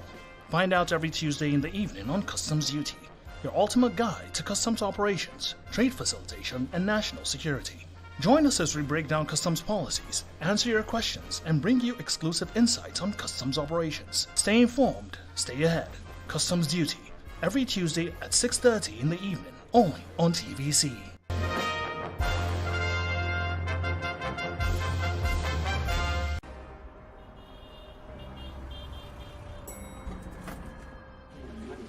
Good morning, everyone. It's a new day. Veronica, where are you at this time? I am here. I'll see you in 5 minutes. Hi, Olamide. Hey guys. I'm just at the rooftop, keeping my finger on the pulse and my eye on the street. Hey Toma, good morning. Hope you're up and ready for the show today. Yeah, I just got to the office now. Have you contacted Abuja? Hello guys, we are set and right on our way to the studio. And the guest is standing by. Hi Ria. I'm almost ready. Just let me get my glam for the show. Good morning, Ibrahim. What about the dailies? I just grabbed the papers. I'm on my way. Good morning, guys. Right. Nobody knows how the day will go, but every day starts with breakfast. Start your day right here on TVC Breakfast every weekday from 7 a.m. only on TVC News.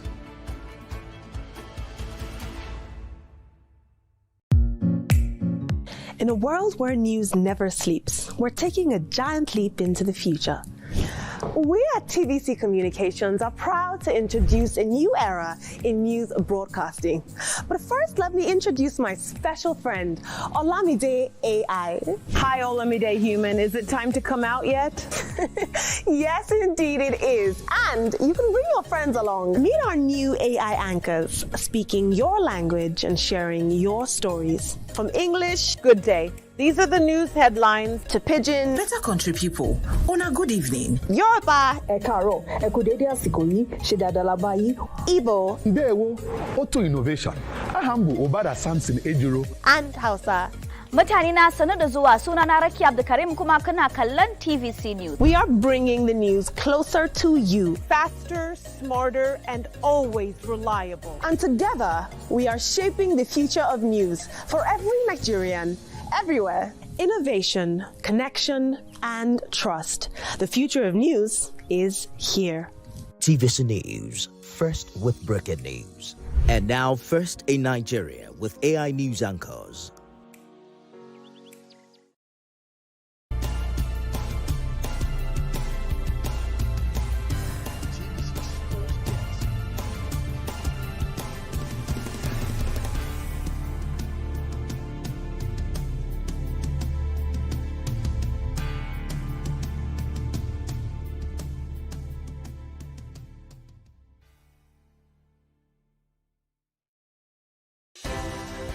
At TVC News, wherever the big news story is happening, we're geared up to break it.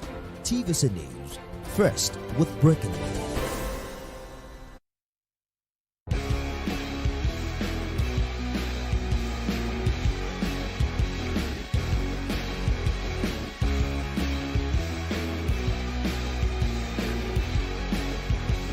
TVC Sport Desk. Mohamed Salah made his much-anticipated return to Liverpool training on Tuesday following the African Cup of Nations as the club prepares for the UEFA Champions League match against Marseille. We know quite well in sport of basketball, Los Angeles Lakers guard Luka Doncic and Milwaukee Bucks forward Giannis Antetokounmpo have been named as starters when it comes to the NBA All-Star Game for the year 2026. LeBron James misses out. Welcome, folks. This is Sports Desk. I'm Samson Olede. Coming up on the program this evening.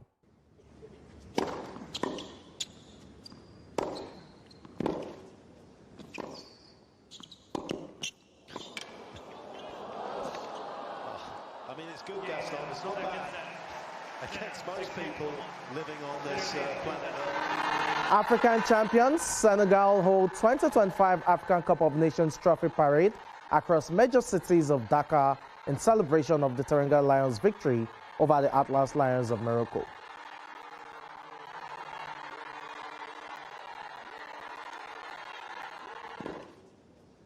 In the sport of tennis, defending champion Yannick Sinner strolls into the second round of the Australian Open following retirement of French opponent Hugo Gaston, who trailed by 2 sets. It would have been good enough, but it's unfortunately not. And court adjourns case involving Anthony Joshua's driver Adeni Kayode to 25th of February, directs prosecuting counsel to duplicate case file. These and much more make up the show this evening. TVC Sport Desk. TVC Sport Desk. TVC.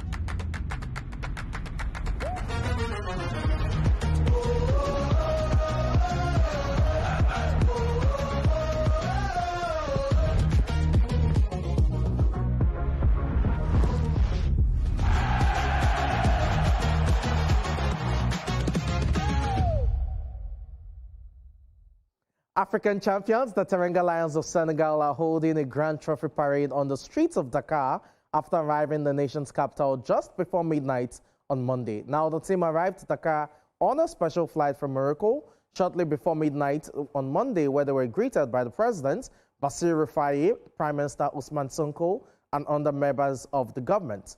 Senegal won the African Cup of Nations in Rabat on Sunday after Pep Gué's extra-time winners sinked host nation Morocco by a lone goal after a chaotic final that saw the eventual champions storm off the pitch late in the game. The team's grand trophy parade will take them through the streets of Dakar, which have been decked out in banners with national colors. The route will pass through both working class and upscale neighborhoods before traveling along the capital's iconic Oceanside Highway, the Corniche, as well as tens of thousands who will turn out for the trophy parade. Now, talking about the parade, the players would then be officially received in front of the presidential palace in the late afternoon or evening. And the players are definitely out there on the streets. I'm talking about the site right there. It is the nation's second African Cup of Nations title, and it is coming on the back of an impressive campaign that has seen them win, that saw them rather win 6 out of 7 matches to emerge champions, with Sadio Mane leading the lines right there and becoming the man of the tournament, talking about the most valuable player of the tournament.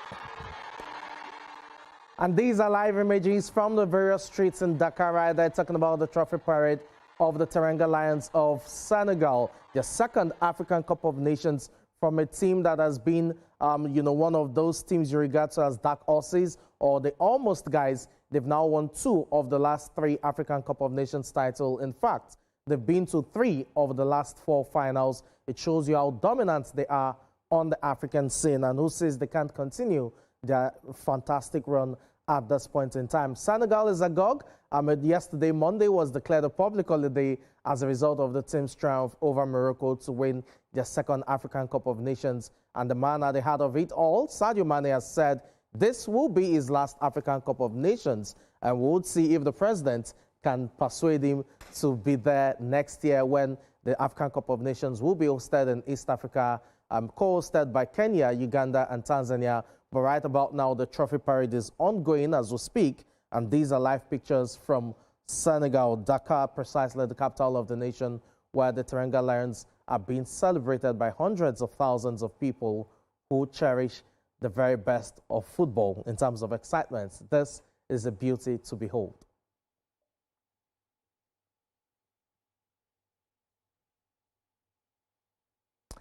And just as Senegal are celebrating, it must be said that for Morocco, well, so close yet so far. Nonetheless, Morocco's Prince Moulay Rashid received the members of the Atlas Lions, that's the Moroccan football team, at the Guest Palace in Rabat after it reached the final of the 2025 Africa Cup of Nations, which it hosted. Now, during the reception, the president of the Royal Moroccan Football Federation, Fawzi Lekia, Morocco's head coach, Walid Regragui, and the players greeted the prince and posed for a commemorative photograph. After the African final against Senegal, King Mohammed VI congratulated the Atlas Lions and commended their performance throughout the tournament. In his message, the king said the team had demonstrated that perseverance, discipline, and collective spirit are key to success, adding that it offered the world an example of what Moroccan and African youth can achieve when they believe in their abilities. The sovereign also highlighted the team's composure and strong performance as further proof of the relevance of Morocco's vision, particularly investments in human capital and the modernization of national infrastructure, which he said have demonstrated their readiness to meet international standards ahead of the 2030 World Cup. For a nation that hasn't won the African Cup of Nations in 50 years, this would certainly sting, and we'll see if they can bounce back next year in East Africa to go a step further. But for the Atlas Lions, it is the silver medal, an improvement from the last AFCON where they couldn't even reach the semifinals. Still talking about the African Cup of Nations and reactions that trailed the tournament, we know quite well that reactions continue to trail Senegal's emergence as champions of the 2025 Africa Cup of Nations as the tournament concluded amidst controversies and chaos. Now we review Africa's biggest football showpiece that has produced a deserved winner in the midst of chaos.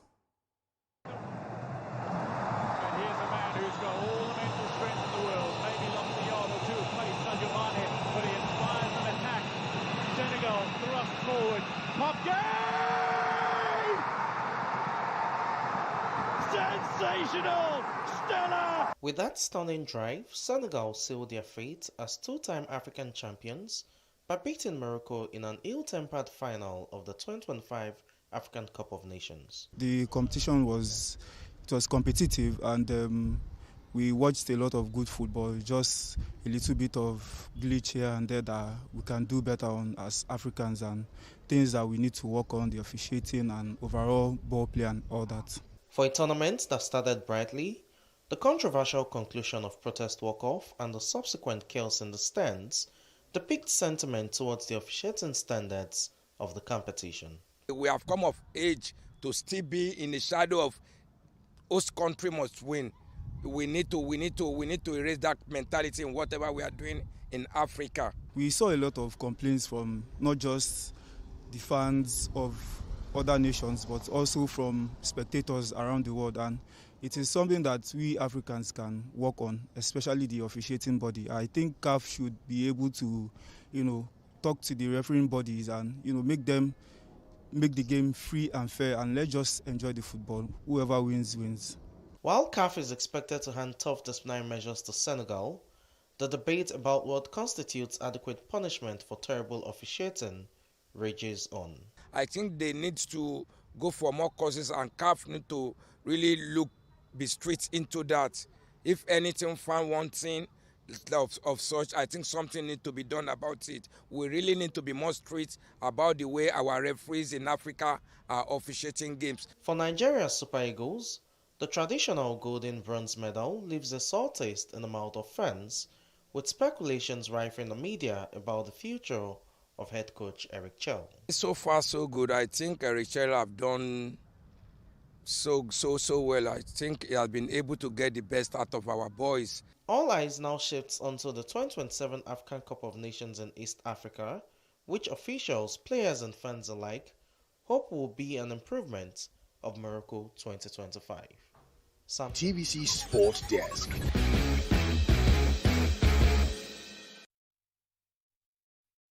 Imagine lovely meals you can cook with these ingredients.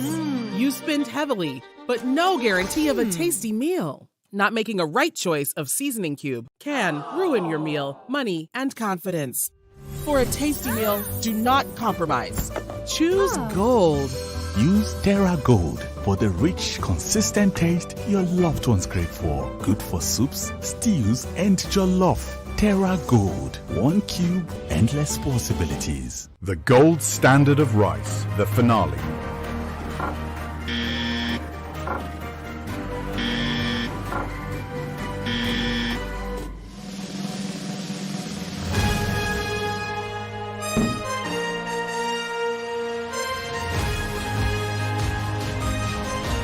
High swelling index, non-sticky, no stones. Big Bull Gold, the gold standard of rice. The world needs moms. With a splash of golden Terra oil, a mom can transform a frown into a smile. Change no thanks into yes please. Resolve family feuds without blowing a whistle. Providing tasty family meals is all that matters. Where there are moms, there is love. Golden Terra Oil. Pour pure love. Sports Desk. The very best of African football right there. Reactions definitely trailing Africa's biggest continental football showpiece. And we know quite well that it's all agog in Senegal. We'll definitely bring you details from that on the show tomorrow, talking about the very best of Senegal's trophy parade. Now let's turn attention to the international scene, and this has to do with England precisely, where there was definitely a match that did show up in terms of spectacle, and Brighton secured the late equalizer. A substitute, Caroline Costolas, scored a stunning bicycle kick and added time as Brighton over Albion salvaged a 1-1 draw from a controversial Premier League clash with Bournemouth. And it was indeed a game that did deliver in terms of drama at the Amex Stadium. Let's relive some of the stunning goals scored in this game.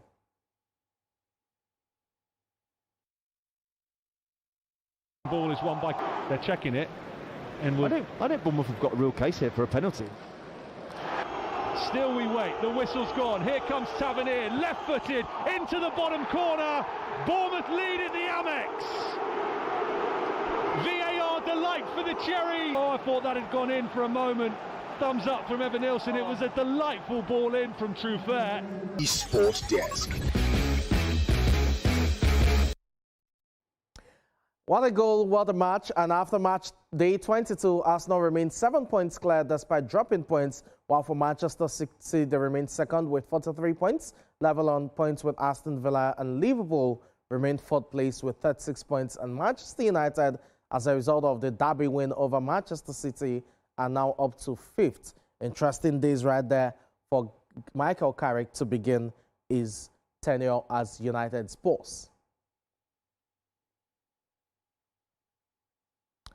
Now, let's move past that and tell you that Super Eagles forward Akwa Adams, fresh off from the 2025 Africa Cup of Nations, came from the bench and scored a brace in a dramatic 2-2 draw against Elche on Monday night. The point gained saw Sevilla go 2 points clear of the relegation zone as the former European champions continue to battle relegation this season, and Akwa Adams was the star of the night. Let's relive some stunning game action from that game, and when we get back, we'll take a look at what the table is saying in the Spanish La Liga.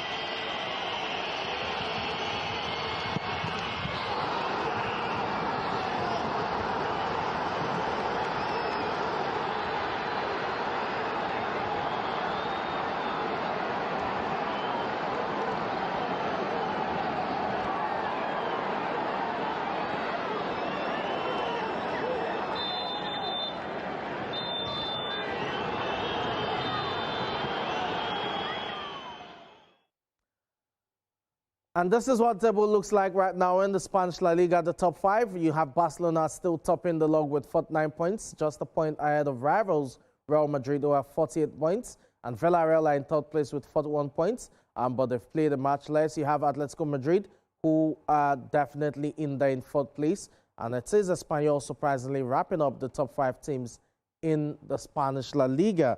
Well, it's past the half-hour stage, so you never can tell which of these teams will make it through as champions, though Barcelona would still be the favorites to retain the crown.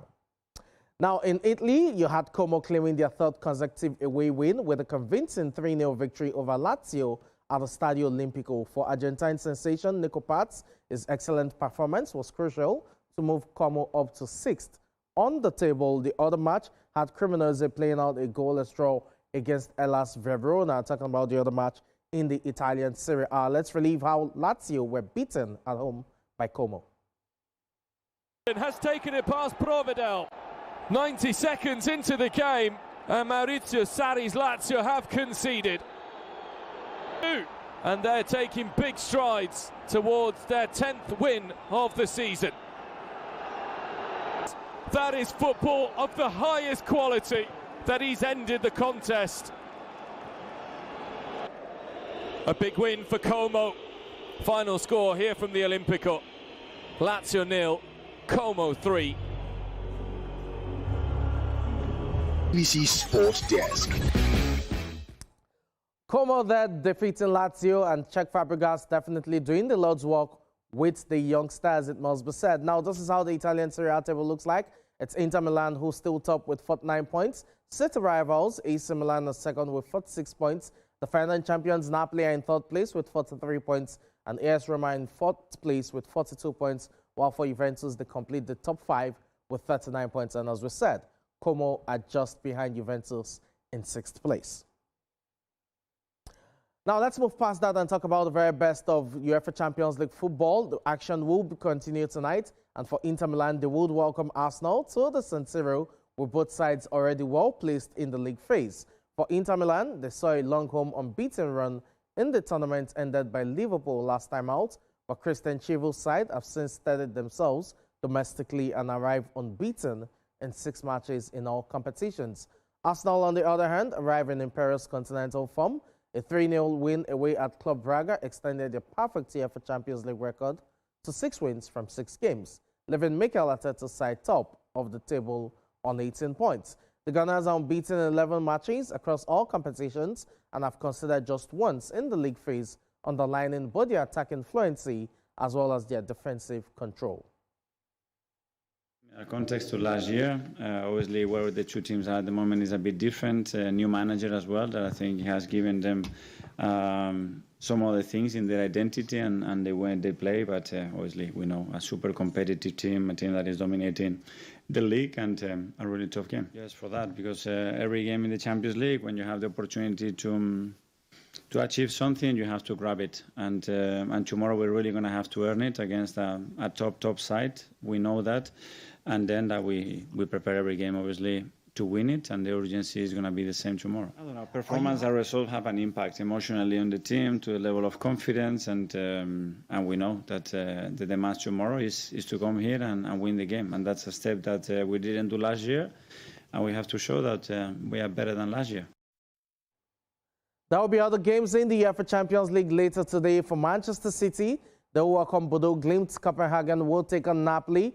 Record holders Real Madrid will welcome French outfit AS Monaco.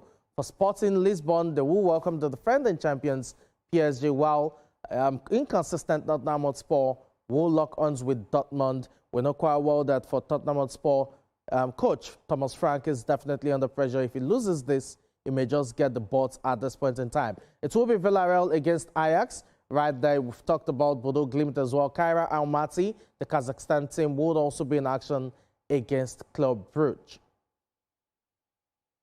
Now in the Nigerian Premier Football League, talking about football right here at home, there were 2 games from the league itself on Monday as Enugu Rangers defeated Kun Khalifa by 2-1 away from home to move up to 5th on the table, while for Warrior Wolves, they continued their impressive form, defeating Katsina United by 2-0. And as a result of this is what the table looks like in the Nigerian Premier Football League. It's still Rivers United leading the charge right there with 41 points. Abia Warriors maintain 2nd position as they hope to keep tabs with Rivers United. Ikorodu City are in 3rd place with 35 points. Enugu Rangers, the former champions, close out the top 5 teams. And let's see if Enugu Rangers has what it takes to really compete with Rivers United for the title this season. Away from football matters now, let's talk about the very first Grand Slam of the year. It is the Australian Open, and in a dominant start to his 2026 Australian Open campaign, defending champion Yannick Sinner defeated Ugo Gaston in the first round via retirement. Right there, the match lasted just 68 minutes before the Frenchman was forced to withdraw after trailing by 2 sets, 6-2, 6-1. On the other hand, you had Taylor Fritz defeating Valentin Rea in 4 sets to advance to the next round. Here are highlights of the very best of shot making from Melbourne.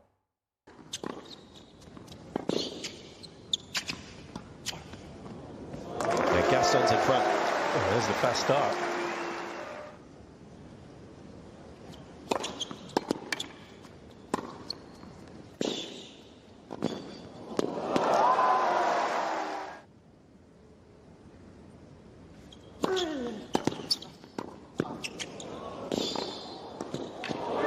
World class.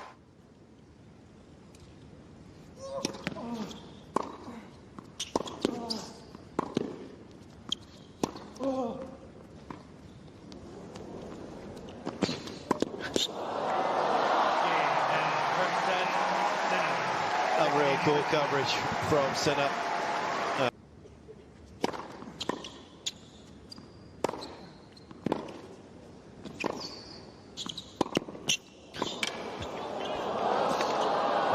I mean, it's good, Gaston. It's not bad. Against most people living on this planet Earth, it would have been good enough, but it's unfortunately not good enough against the 2-time defending champion. Oh, no.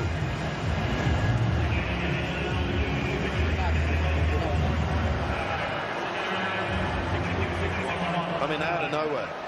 I don't even think the crowd have realised that it's happened. For some of them here, they are going to be massively disappointed with that.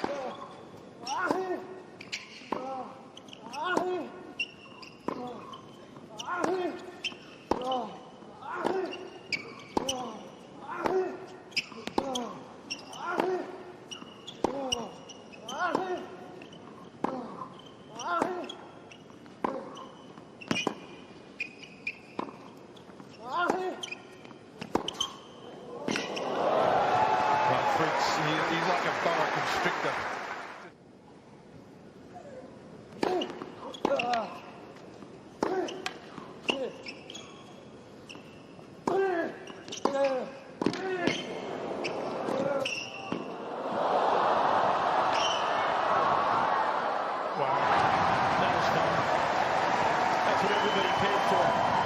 Let's see more of that, please.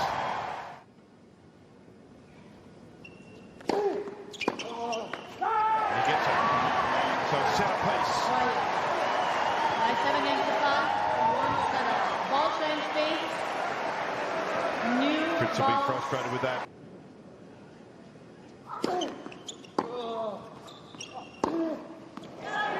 That's a good performance from Taylor Fritz. Tight first 2 sets.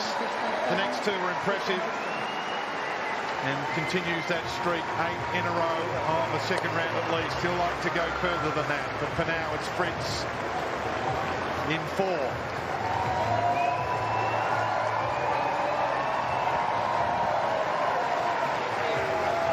TVC Sports Desk. Once upon a time, there was a land plagued by blandness. Food had lost its flavor and there was nothing left to savor.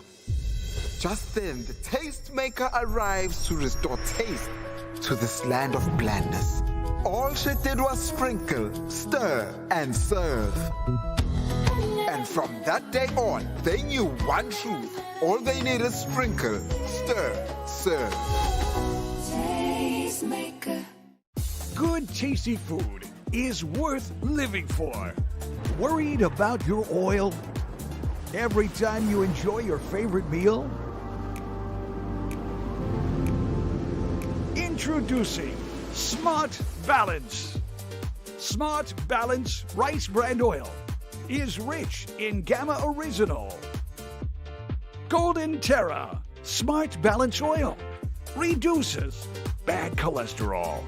Desk.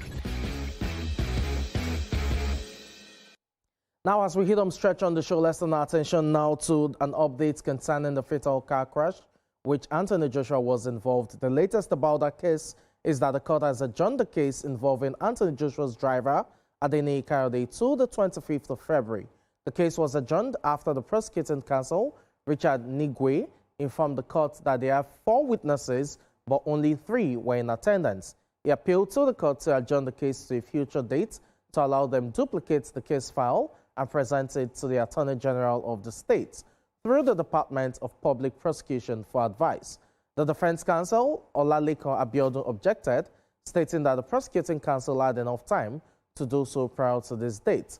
However, the magistrate decided that in the interest of justice, the case should be adjourned, directing the prosecuting counsel to duplicate the file and send it to the Office of the Attorney General for advice from the Department of Public Prosecution. The defense counsel agreed with the court's decision, while the prosecuting counsel, Richard Nigwe, declined to comment.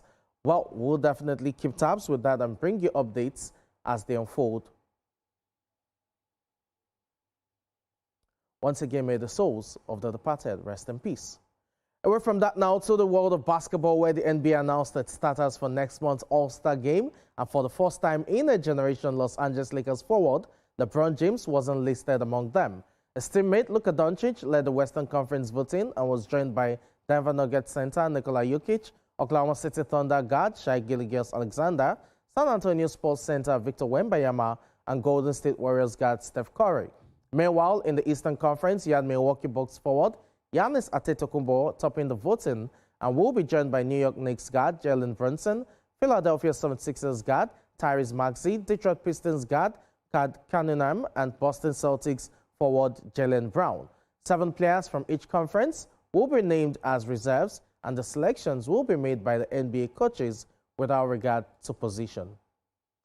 And to action on the court now, Brandon Podemski led all in a season-high 24 points off the bench, while Steph Curry achieved a double-double with 19 points and 11 assists as the Golden State Warriors defeated the Miami Heat 135 to 112 points. In other games, you had the Philadelphia 76ers defeating the Pacers by 113 to 104 points, while for Brooklyn Nets, they lost to the Phoenix Suns 117 to 126 points. We leave you with highlights of the very best of basketball, and until the show returns for the midweek edition, to have a pleasant evening. I'm Samson Olede. Some's got to give. There's going to be a lob, and Jimmy. I didn't mention Miami's tempo, and you can feel it. And Butler right to the rim. Steph, after the timeout, you leave Curry open for three. That'll work. They just weren't ready to finish. Coach Spoelstra turned around. Got some teamwork on the glass. Heat on hitting threes, though. That's a good sign. Steps into traffic, trapped it for GP2. What a nice delivery there. Taking care of it last game. That was because they struggled the game before. And Spoelstra made sure he addressed that. So Post, the decision maker. That was a little Draymond Jr. right there as he set up GP2. Bad news first. Well, the bad news is that Steph Curry is 1 of 4 shooting and has only 5 points. The good news is you have the lead. There you go. Buddy Hield hitting the three. And left with a bad taste heading into halftime. The first 2.5 minutes of the third have been all Miami here. The lead is 10-1. Will Richards catching 2 threes. Steph's got 8 assists. Wiggins straight ahead.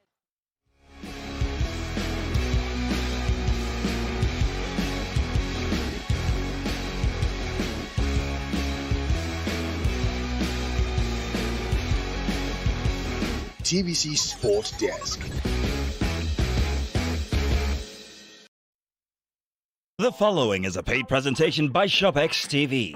Are you ready for a clearance sale deal that will transform your kitchen? Tired of spending endless hours in the kitchen, struggling with bulky appliances? Cooking should be a delight, not a chore. Tired of messy cleanups from kitchen tools that never seem to perform as expected? Do you wish there was a single solution to handle all your blending, chopping, and grinding needs? Introducing the CookX 4-in-1 Blender, the ultimate kitchen tool to revolutionize your cooking. It's a food processor, mixer, grinder, and blender, all in one. The incredible CookX 4-in-1 Blender comes with 3 versatile cup sizes, each tailored to handle a specific task perfectly. The CookX 4-in-1 Blender elevates your cooking, allowing you to effortlessly create truly smooth smoothies. No more stopping, stirring, or straining. Just smooth, consistent results every time. This adaptable blender includes 3 convenient cup sizes, each designed for specific tasks to simplify your life. The 650 milliliter cup, the 450 milliliter cup, the 1.8 liter cup. Additionally, the CookX 4-in-1 Blender features a convenient filter, allowing you to create smooth, pulp-free juices. The secret of the CookX Blender lies in its 800-watt motor, combined with a precision extractor blade, providing the power to transform ordinary foods into extraordinary dishes. And with multiple speeds, you get complete control over any recipe you create.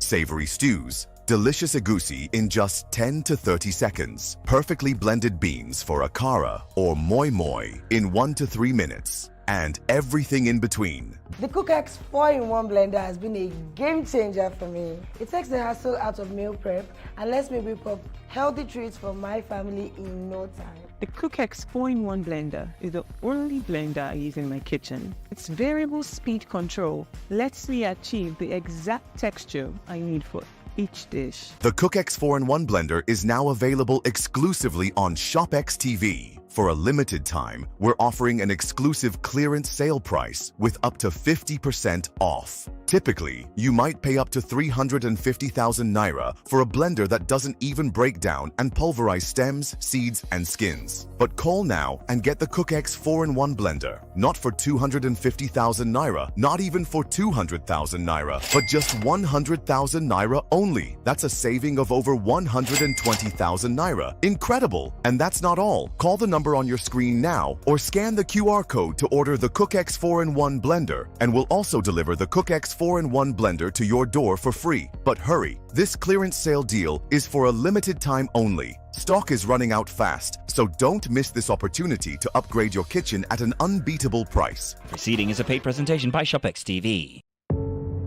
Doubt and fear doesn't occur at the canvas, it shows in the canvas. It shows the conation of raw ether material slabbed, stroked, and molded at a pace provided by the doubt and fear. Every move way in the struggle of one to the other, merging the past to the present, brushstrokes of colors seen but not known. For when the wailing stops, the pieces settle down in abject beauty, erected for a century of a century. Speaking, advocating, protesting as the arts are meant to be.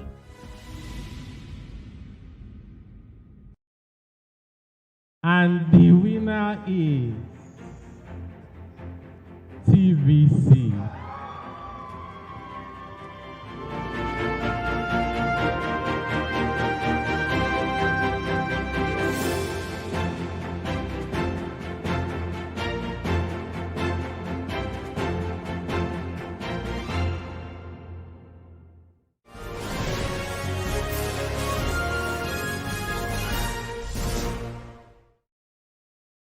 Abia is rising from the ashes and doing so with speed. Governor Alex Otis' signature of transformation is being seen and felt in every nook and cranny of Abia, to the joy and excitement of Abia people. The Port Harcourt Road Aba, that was in a state of absolute disrepair and dilapidation for over 25 years, has been recovered with speed through Julius Berger, thus bringing economic activities that were dead back to life and giving the people a reason to celebrate. Little wonder the Aba business community and residents of the area staged what they called Promise Kept Carnival to celebrate the feat.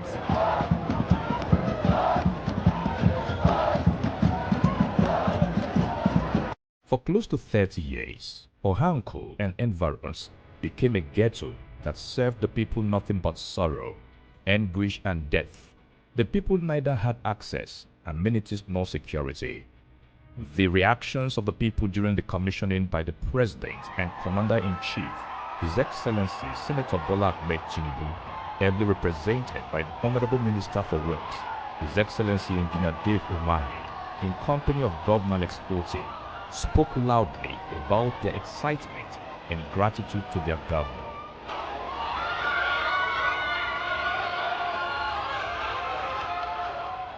For over 2 decades, the people of Abia North Senatorial District literally went through hell to visit their homes, while those living in the rural areas suffered to evacuate their farm produce.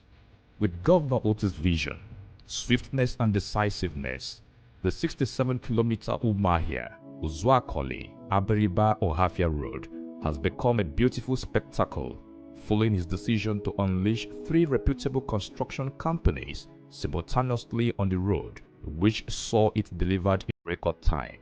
With the construction of the legendary Omenuko Bridge that had been a death trap for over 4 decades and consumed several lives, including the children of late Dr. Umar Bai, the old saying that there is no easy route to Arochukwu has been permanently erased, while the fear associated with traveling to Aro and Ohafia local government areas from that route has become a thing of the past.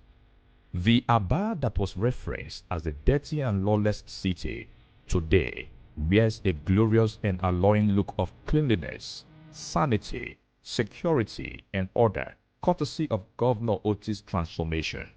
No wonder the UN Habitat invited representatives of the government to Egypt to come and tell the Abia story of cleanliness. The siege of criminality on Abia State, which saw the prelate of Methodist Church in Nigeria and other clerics kidnapped at Lopanta in Umunoji local government area of the state in 2022, has become a thing of the past. Governor Oti didn't just set up the Joint Security Outfit codenamed Operation Crush and the Abia Security Advisory Council. He ensured that the criminals who had built a powerful criminal enclave were decimated while also investing massively in infrastructure in the area. With the recruitment of 9,000 teachers, ongoing massive construction and reconstruction of schools, introduction of free and compulsory education from primary to junior secondary, introduction of interest paid to school proprietors and heads of schools, construction and functionalization of 200 primary healthcare centers across the state, ongoing construction of 7 general hospitals and other people-oriented projects, too numerous to list, Governor Lex Otti has left no one in doubt about his resolve to lift Abia from the ashes and doldrums of underdevelopment and ensure that it becomes a giant of excellence in the Committee of States.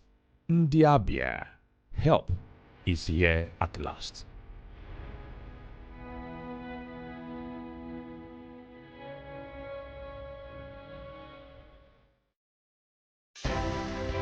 At TVC News, wherever the big news story is happening, we're geared up to break it. TVC News, first with breaking news.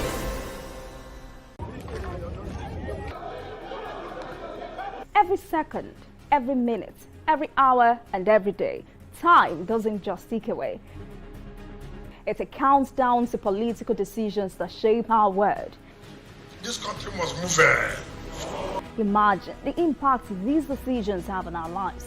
Some are consequential, others may leave us intrigued or baffled. You will have no better friend and partner than Nigeria. Step in and feel the frenzy like never before. Join me every weekday for an hour of fact-finding interviews where questions cut to the core.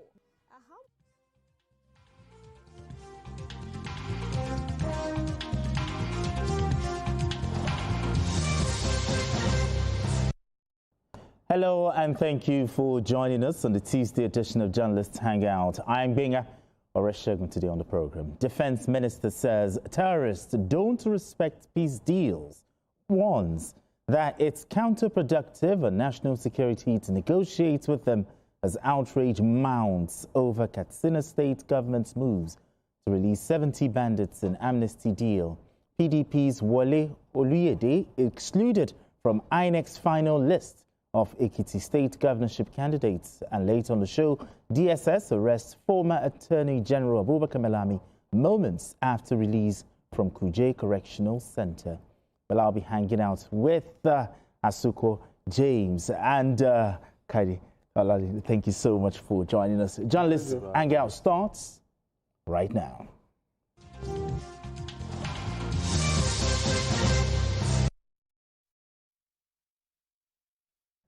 Now let's begin the conversation. Transformation in economic systems rarely announces itself overnight. It unfolds gradually as policies align with market realities. In this context, the International Monetary Fund, IMF, said Nigeria's ongoing macroeconomic reforms anchored on tighter monetary controls, exchange rate realignment, fiscal restraint and broader stabilization efforts are beginning to show measurable effects. The IMF noted that these steps are helping to restore a degree of predictability to the economy and modestly improve medium-term prospects. I mean, Asuko, now that the IMF has said that the macroeconomic indicators are working, but tell me, what were the economic signals that made the IMF conclude, that Nigeria's macroeconomic stabilization efforts are yielding results? Usually the IMF usually sets quantitative as well as structural benchmarks for countries. And based on what they have set, they have looked at how Nigeria has been doing in terms of revenue mobilization, as well as Forex, how we've been able to manage our Forex, and as well as other structural things, especially revenue mobilization, for instance, the new tax law. The present government, what they did was they came around and then they rejigged it in such a way that our revenue, will increase. with the new tax law. So IMF will sit down and look at how is this country able to make monies outside the regular coming to IMF to come and borrow. And so they are looking internally. And also they also look at the subsidy reforms, you know, the removal of subsidy, for instance. I know in 2024, when subsidy was removed in 2023, the government said that we are making about $7.5 billion annually, you know.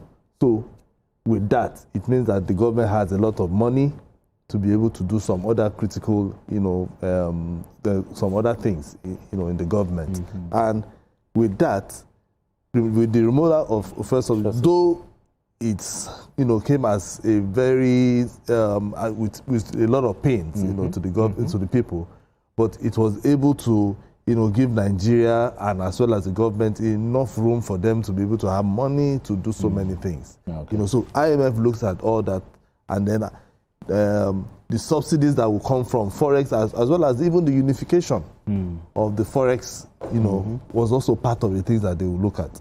So they set this benchmark for countries across the world, not just in Nigeria. And then they will look at it one after the other and begin to tick them one by one. But if you look at Nigeria, we've been able to do, the present government have been able to do its own part in terms of even giving the CBN its own independence. And not always interfering with CBN, talking to CBN, you can do this, you can do that. But if with that alone, people who are outside will now look at, is this country enough, is this country even good enough for me to even go and invest? Our foreign direct portfolio or even investment has even also increased, if you look at it. So IMF looks at so many things before they will now come up with even their own projection. Remember, last year they said they are projecting Nigeria will have like 4.2%. But they are even thinking of something higher in 2026, 2027. Yes, even 2028. They are even looking at 4.6 in 2028. So it means that they are looking at Nigeria as a big country that is going to explode in terms economically in the next couple of years. Now, the IMF increased Nigeria's 2026 growth projection from 4.2% to 4.4%. What are the reforms that IMF thinks, you know, that they're yielding results? And also, with this that the IMF has said, can we confidently say that investor confidence in Nigeria has returned? So, looking at the obvious, because sometimes you don't always assume that what is obvious to a lot of us is obvious to many, and some can even choose to look away. I think this is coming from the place of bold reform steps that have been taken by this current administration. It's difficult for us to discuss this and not talk about strong leadership. You know, I recall a politician, I don't know whether I should call him a politician now, though he's my former boss, you know, Ben Bruce. He said probably this is the first time Nigeria is being led by a serious businessman. You know, and I was trying to check my history books, I was trying to check again, and I realized that most of the things he said, they are true. In other words, you're dealing with an accountant, you're dealing with someone who has businesses, many conglomerates that he's handling, and so therefore, this country cannot be run as just a mere welfare state or socialist state. And just before now, because I didn't even know I was coming on air, you know, just before now, I recall having this conversation in the newsroom that the harsh reality about the tax reforms is that those lovely things we see abroad and people don't give us the full picture is what we are beginning to see. A lot of people will tell you that the problem with UK is that there's hardly anything you do that is not taxed. Good, we haven't gotten to that stage, but it is about the government now letting us see that we can exist and we can survive without oil.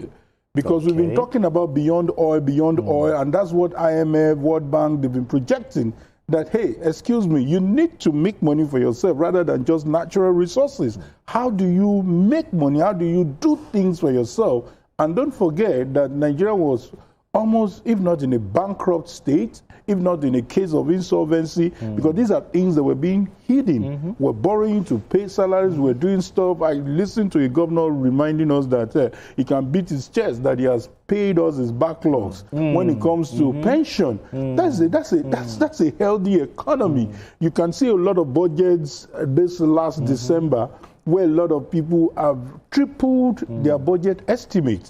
This to tell you that there is more allocation going to them, there is more revenue coming. So we can't take away the fact that there's that realignment of the forex, which you can plan, you can say that this is the benchmark, this is the exchange rate, not that it will change in a twinkling of an eye. You can talk about the predictability, which I mentioned. You can talk about the tax reforms, which you cannot shy away from. Then when you also talk about the subsidy removal, whether we like it or not, a lot of people have tried to take this decision, but for political considerations, many of them couldn't take it. Kick the can down the road. And I asked that question, that even the candidates that will come up in this election, we need to ask them that question. Stop deceiving people. Are you going to remove the subsidy if elected? That's to tell us that somebody has taken a bold step and the person should be commended. And the only thing left for us is to now wait to continue to see the dividends, which I think IMF has already told us that it is clear that these guys are headed in the right direction. In the right direction, okay. But just in 30 seconds, can we confidently say, honestly say that with this coming from the IMF, and also the projection that from 4.2 to 4.4 in 2026, investor confidence in Nigeria's returned? Just in 30 seconds. No, of course. You can even tell that from the stock market. You know, the stock market yielded about 106 as of today. 106 in terms of market capitalization. 106 trillion naira. Okay. So, and then if you look at even the foreign direct investment, from the first quarter was about $106 million. The third quarter of last year, it grew to about $720 million. So it means that people are really thinking, knowing that once they bring their money into Nigeria, okay, it is profits. All right. We have Prince calling from Ikorodu. Prince, let's talk. Good evening. Good evening to you. Oreshegun, yes. And the co-debaters in the studio. Honestly speaking, we have an issue on our hands. And the issue is simply that number one, we are not patient. We are very, very impatient in this country. That's one. The current government, headed by Bola Ahmed Tinubu, they are doing wonderfully well when it comes to revamping the economy of this country. Now they have changed the trajectory.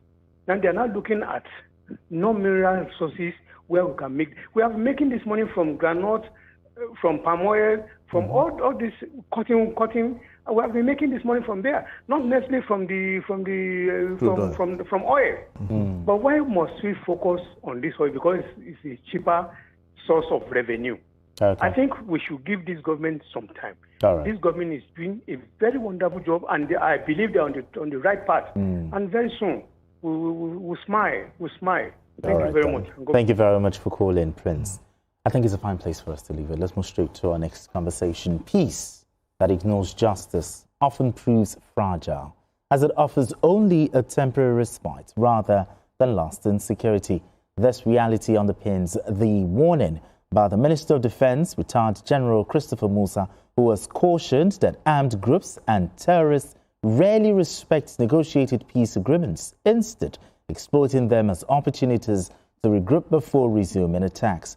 General Musa described such deals as strategically flawed and dangerous.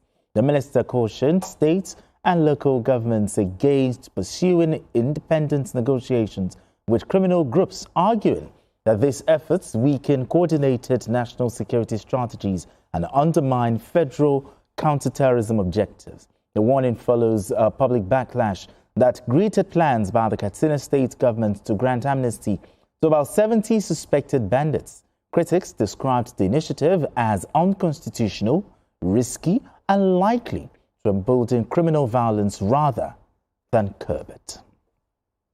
All right, two stories in one. Let's start from the beginning, from the top. Terrorists don't respect deals, and negotiating with them is counterproductive. Let me start with you. Do you agree with the defense minister? Absolutely.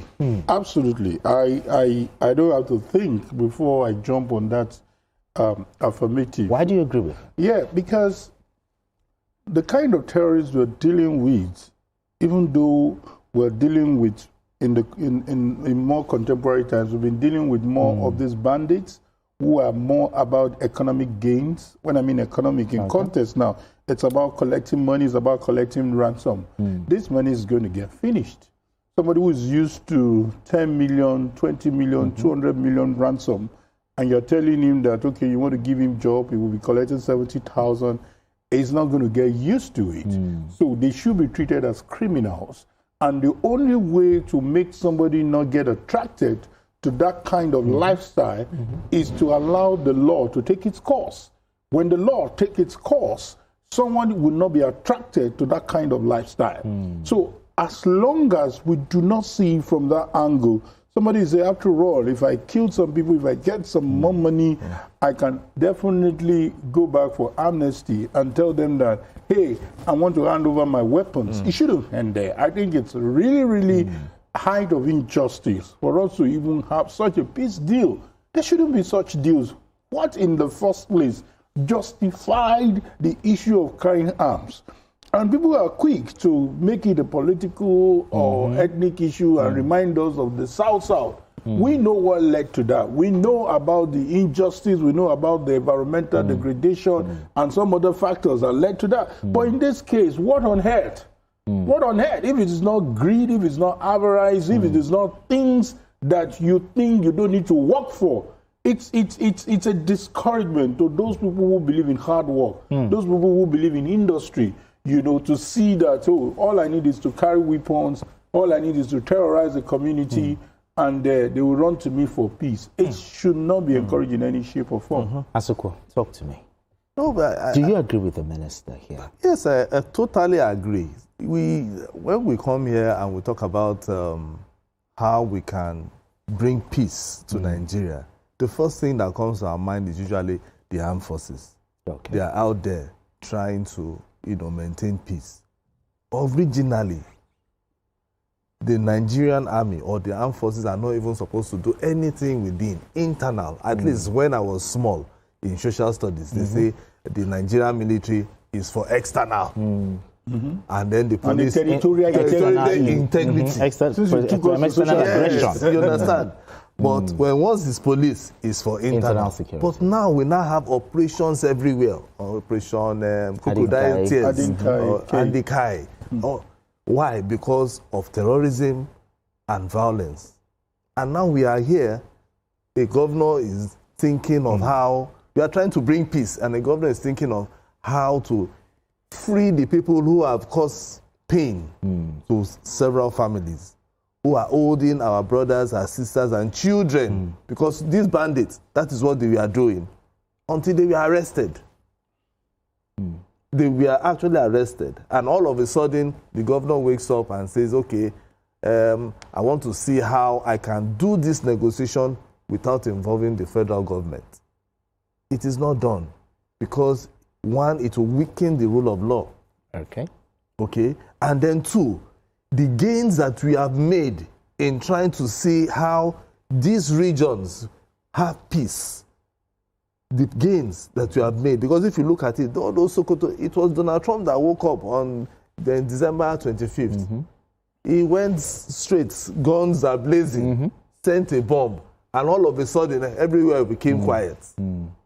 Why did he do that? Because he knew that if I don't do something, then this country or some people will be affected. So he helped us. Because if you look at it, since that bomb, if you notice, we've been having gains. Our military, our armed forces have been having gains, recording gains in terms of attacking their camps, to killing them. And all of a sudden, somebody wants to, because if we don't do that, it will be counterproductive to our national security. All right, but for states who now do this local peace deal, should there be sanctions? No, wait, see, the thing is, we are operating a federal system of government. And that is the more reason the state government, whatever they want to do, they must involve the federal government. Till today, if you notice, the minister is saying that there is no ransom for bandits. No negotiation. They are not negotiating with bandits. So if the federal government is saying that the state government should respect them, yes, we know that people are going through a lot in trying to, because people will say, if it's your sister or your brother that is being held, should you not pay ransom? What will you do? Won't you pay ransom? But the federal government is saying, we will not do that.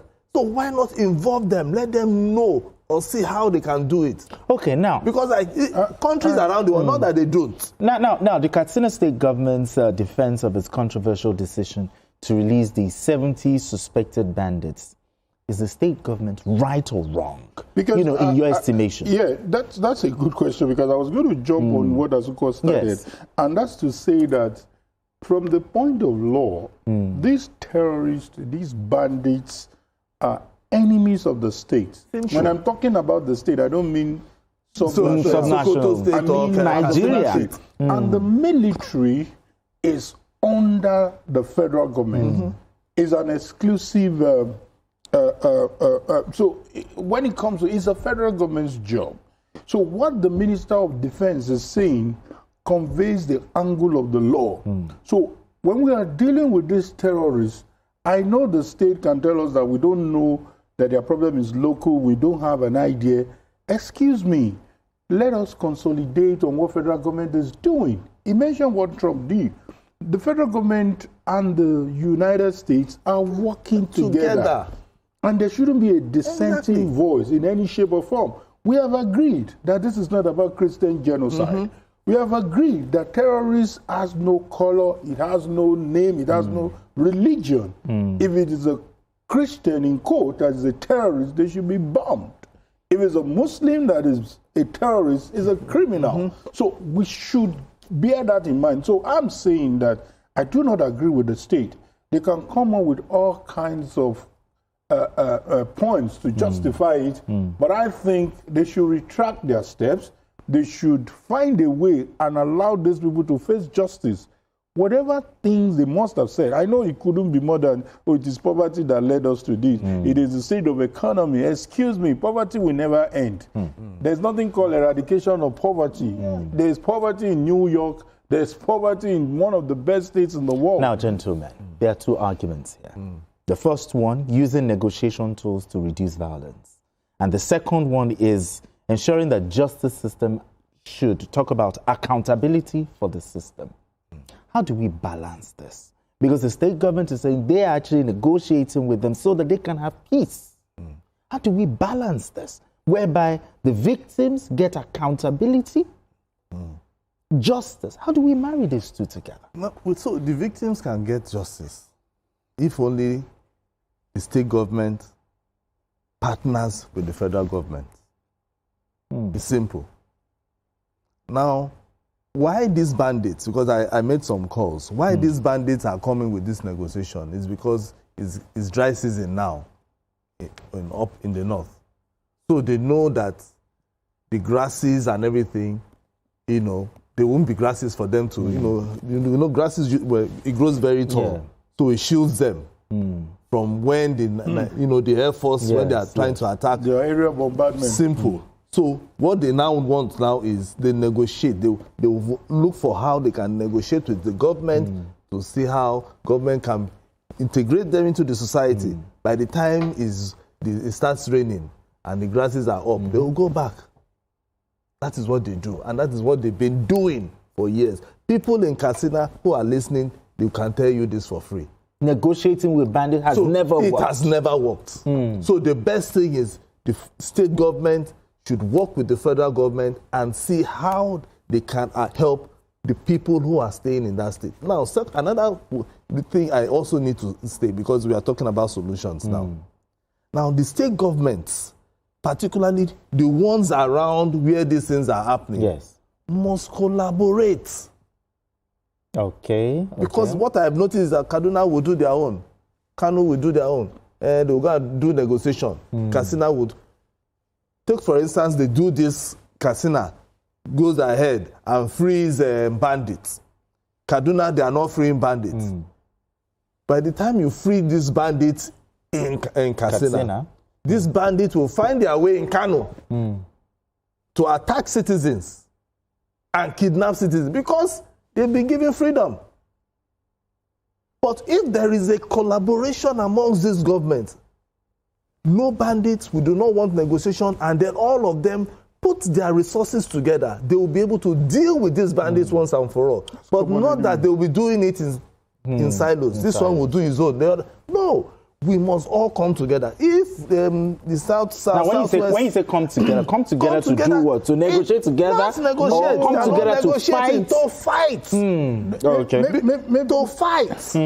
And then with the help, with the support, let me use the support of the federal government. Simple. All right, gentlemen, we have Benga calling in from Abuja. Benga, go ahead. Benga. Yes, Benga, where are you? Let's talk. Yes. I want to comment on the earlier topic, the projection of our growth. So the micro is improving, but the micro, we need to do something about it. Because all these things, the opposition is saying, look at the price of this in the market, look at it on the market. The opposition are using the micro to campaign against or to work against the government. They need to say, look, are you not suffering? Is there no hardship? So how long will it take for the macro to transcend to the micro?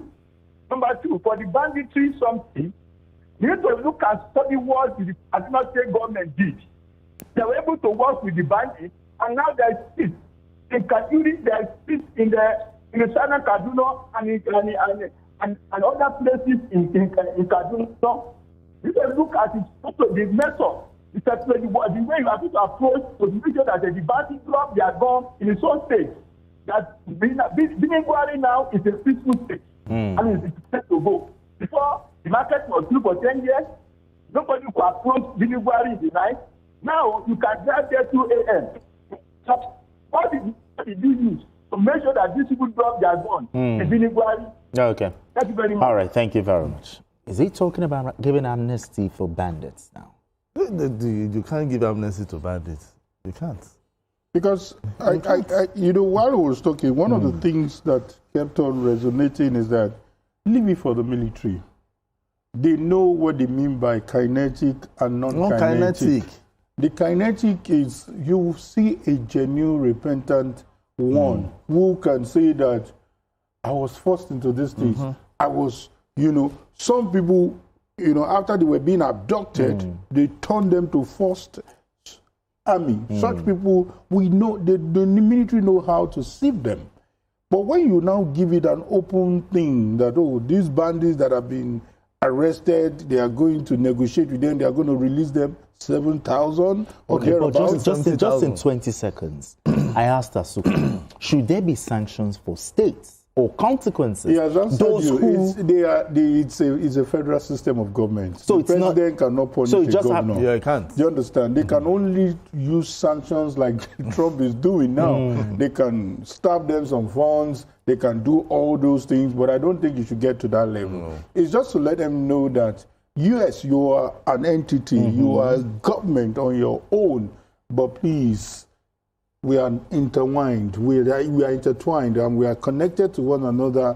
If you do this to these bandits and they think you're a nice governor or a nice government, they move to a neighboring state and they begin to unleash mayhem. That's what they are doing now. They leave from I think when it comes to issue of security, the president should be able to sanction the governor when it comes to that. Sustain attacks. All right, gentlemen, we need to go on this quick break, and when we return, the conversation continues. Don't go away.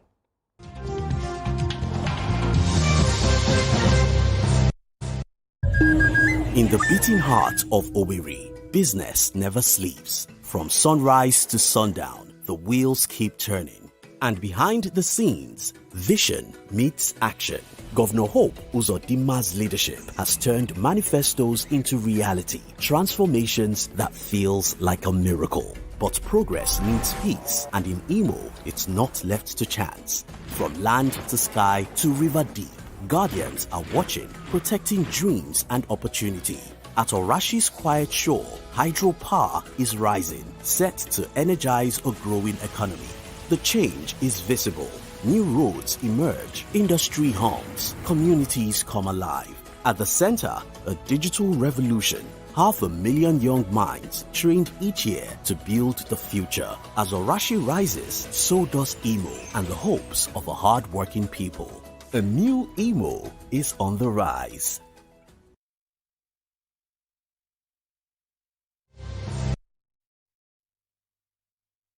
All right, if you just joined us, it's still Journalist Hangout. I still have Kaidi Laderin-Pro right here with us.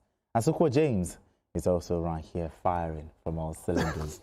Now let's move straight to our next conversation. The principle of democracy lies not only in the act of voting, but in the fairness and inclusiveness of the entire electoral process.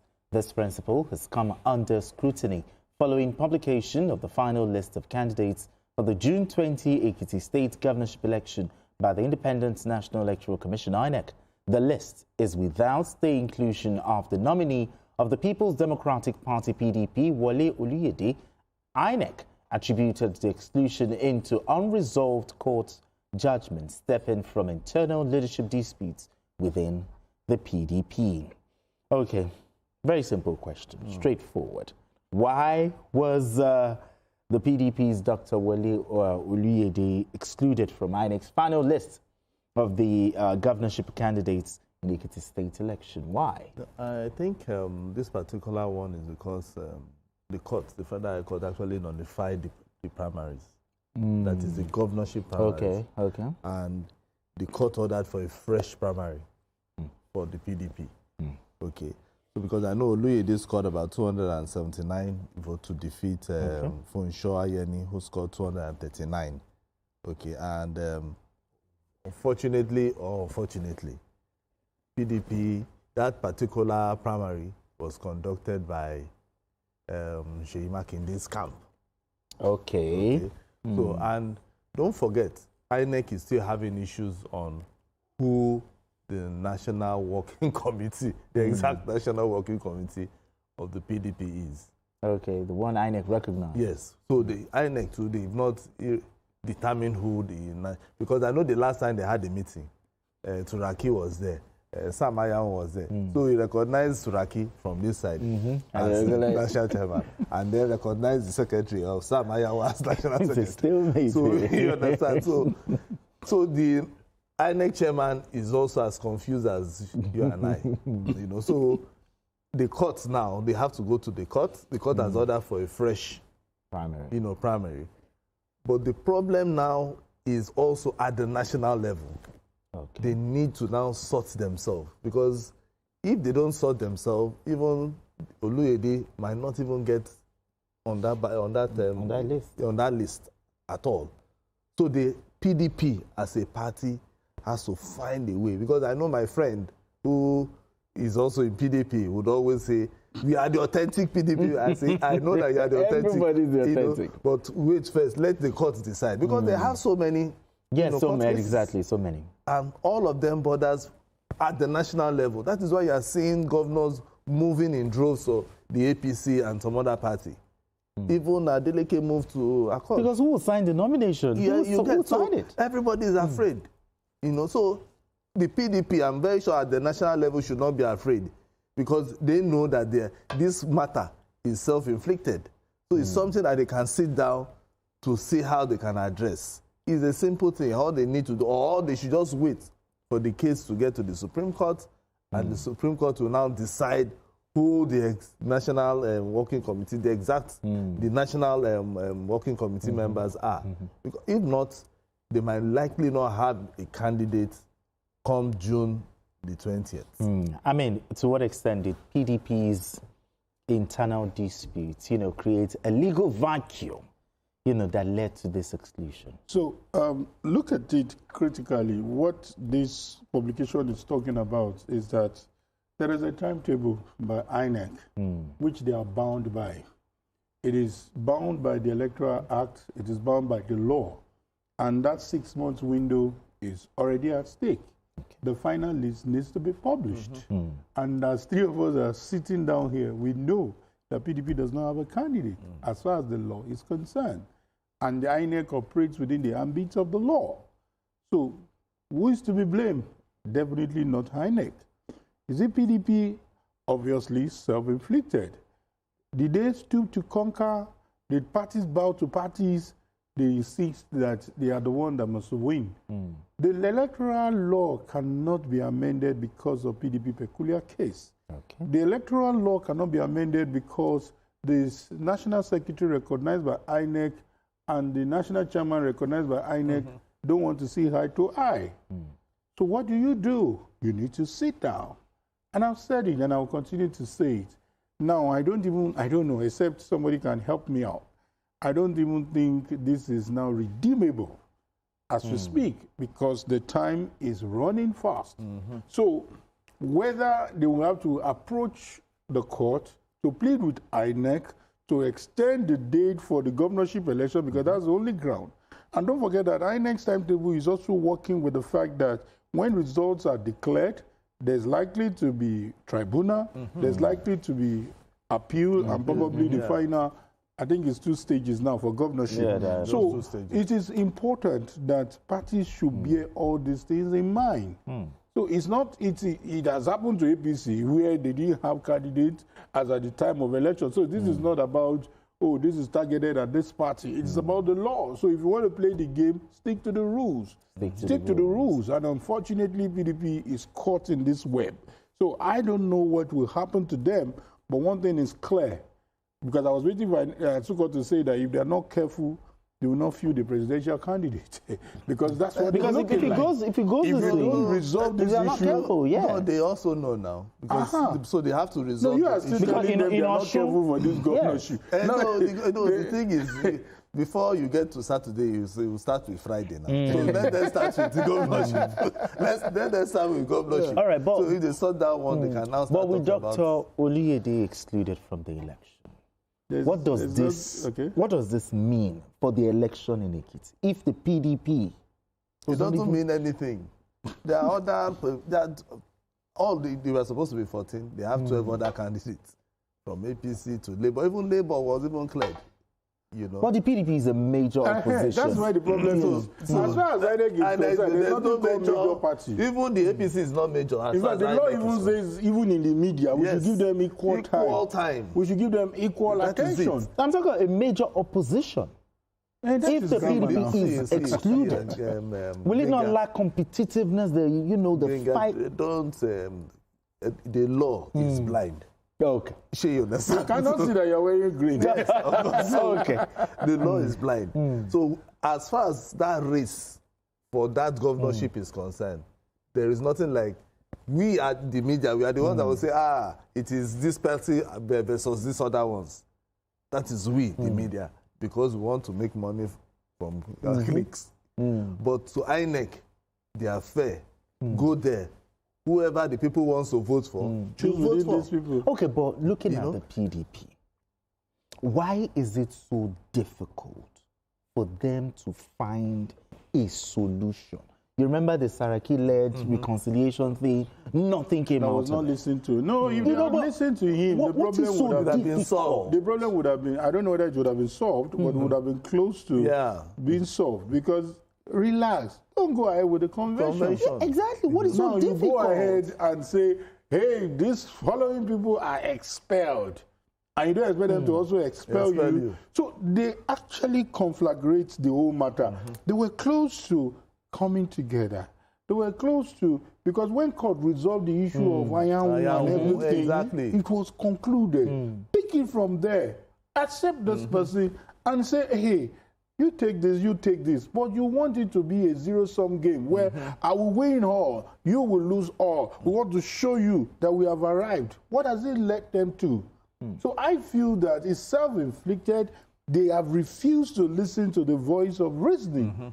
Enough of pointing, accusing. But they allege that, it's the ruling party that is causing the problem in the PDP. I mean, how do we not stop? Do you know when the court actually ruled in favor of Sam Ayahu, they met? So even then, people were still saying, there's a glimmer of hope for them, at least. Wike was there, every other person, they were there. All of a sudden, we saw another thing. So it was at that point, of convention. And even Saraki said, just hold on till... In fact, Saraki was even saying that they should even have like a caretaker chairman. You know, while which that caretaker chairman was even what helped APC.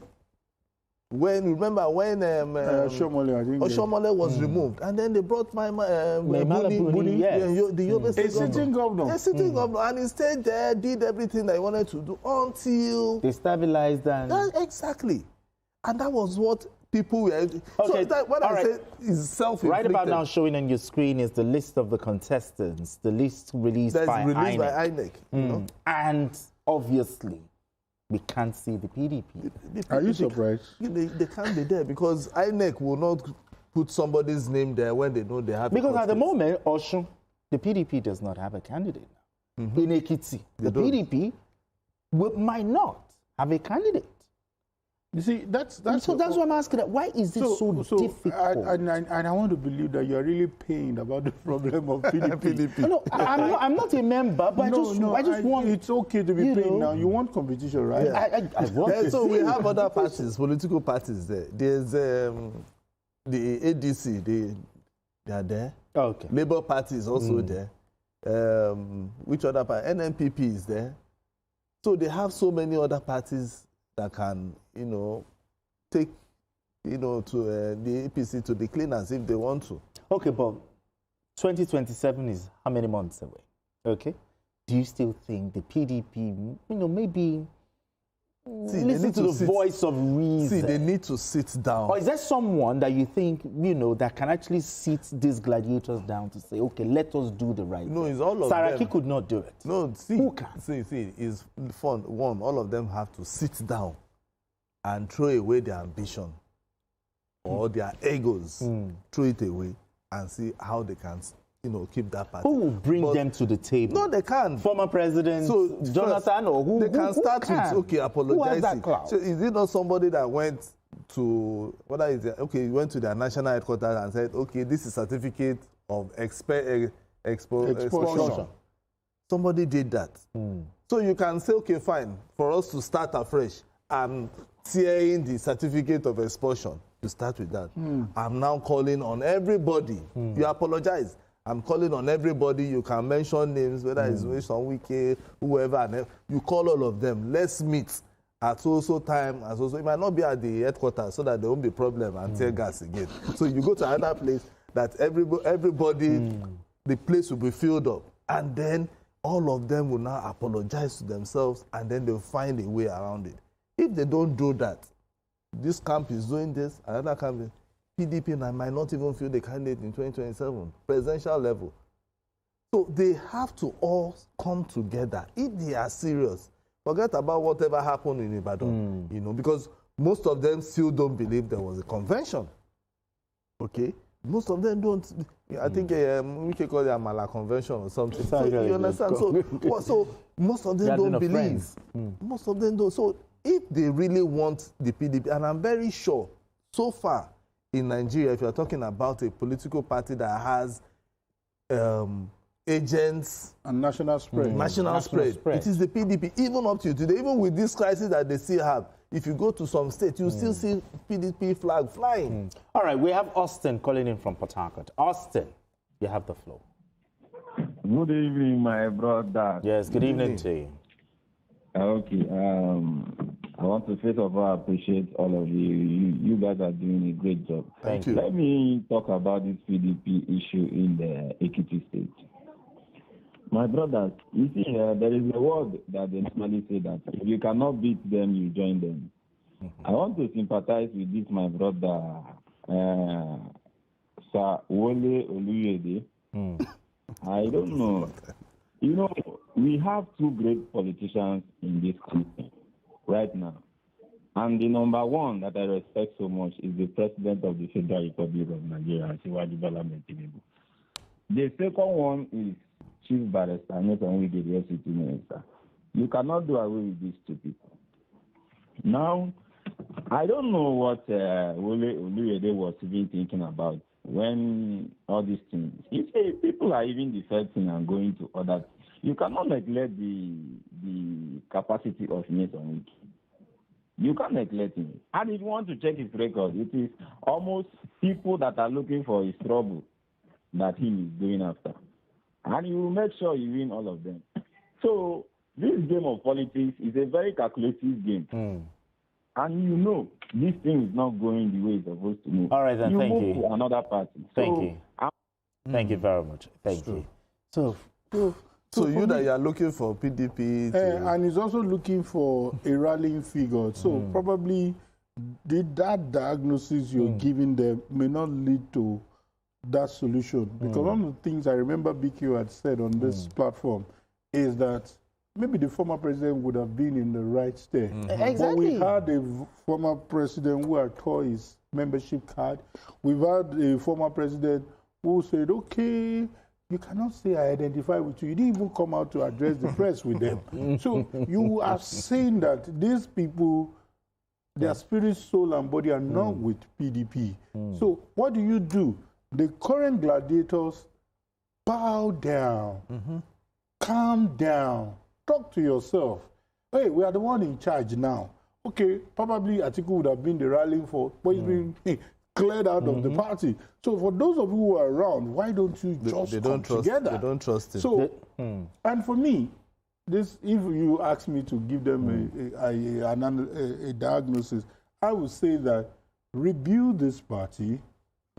2027 is not looking like it, but you can build on beyond 2027. All right, gentlemen, straight to our final conversation. The intersection of justice and national security often places individual liberty under strain. This reality is illustrated by the rearrest of a former Attorney General of the Federation and Minister of Justice, Abubakar Malami, SAN, by operators of the Department of State Services, DSS. Malami's swift rearrest followed his release on bail from the Kuje Correctional Center in Abuja. The former AGF had secured bail in a high-profile money laundering case involving alleged diversion of billions of naira, only to be taken back into custody by the DSS over fresh petitions accusing him of terrorism financing. Okay, from the high office, from the Attorney General to EFCC custody, to Kuje Correctional, facility, and now to the DSS, custody. Why was he rearrested, by the DSS? Let me start with you. I think it's clear, EFCC's purview and the jurisdiction, it's about money laundering, it's about illicit financial, and everything that you want to talk about. And from their investigation and some other things, DSS discovered that, hey, this one is my purview, this one is my area.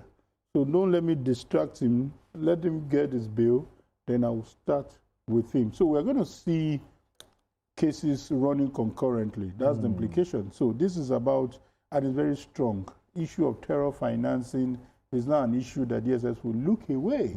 Issue that has to do with, there are a lot of things that are throwing up now. I'm sure DSS hardly speak to the press nowadays. DSS just want to work. And I think that's smart of them, because we should be dealing more with secret policing rather than jumping in the media and telling us you are this, you are that. So for me, I think this is not out of place for him to be picked up, for him to come and answer questions that borders on issue of security, because there are a lot of things already flying now. Part of the things they've mentioned is that even some terrorists, that were within then were released. So these are some of the issues that are. So let's just wait for DSS or let the case begin. Then we will see all these issues. Okay, but rearresting an individual after perfecting, bail. You don't see that. Can it be interpreted as, violating due process? Yeah. Because he perfected his bail. And immediately he did that, the DSS picked him. You don't think it's... well, I know you're not a lawyer, but do you think... But the thing is, there's no time that they can't arrest. Because I think based on the Administration of Criminal Justice Act, one can be arrested anyhow and anywhere, even breaking of door. You remember what happened to Senator Okorocha. Okay. You understand? You know, so for him, they can arrest him anytime, and he knows.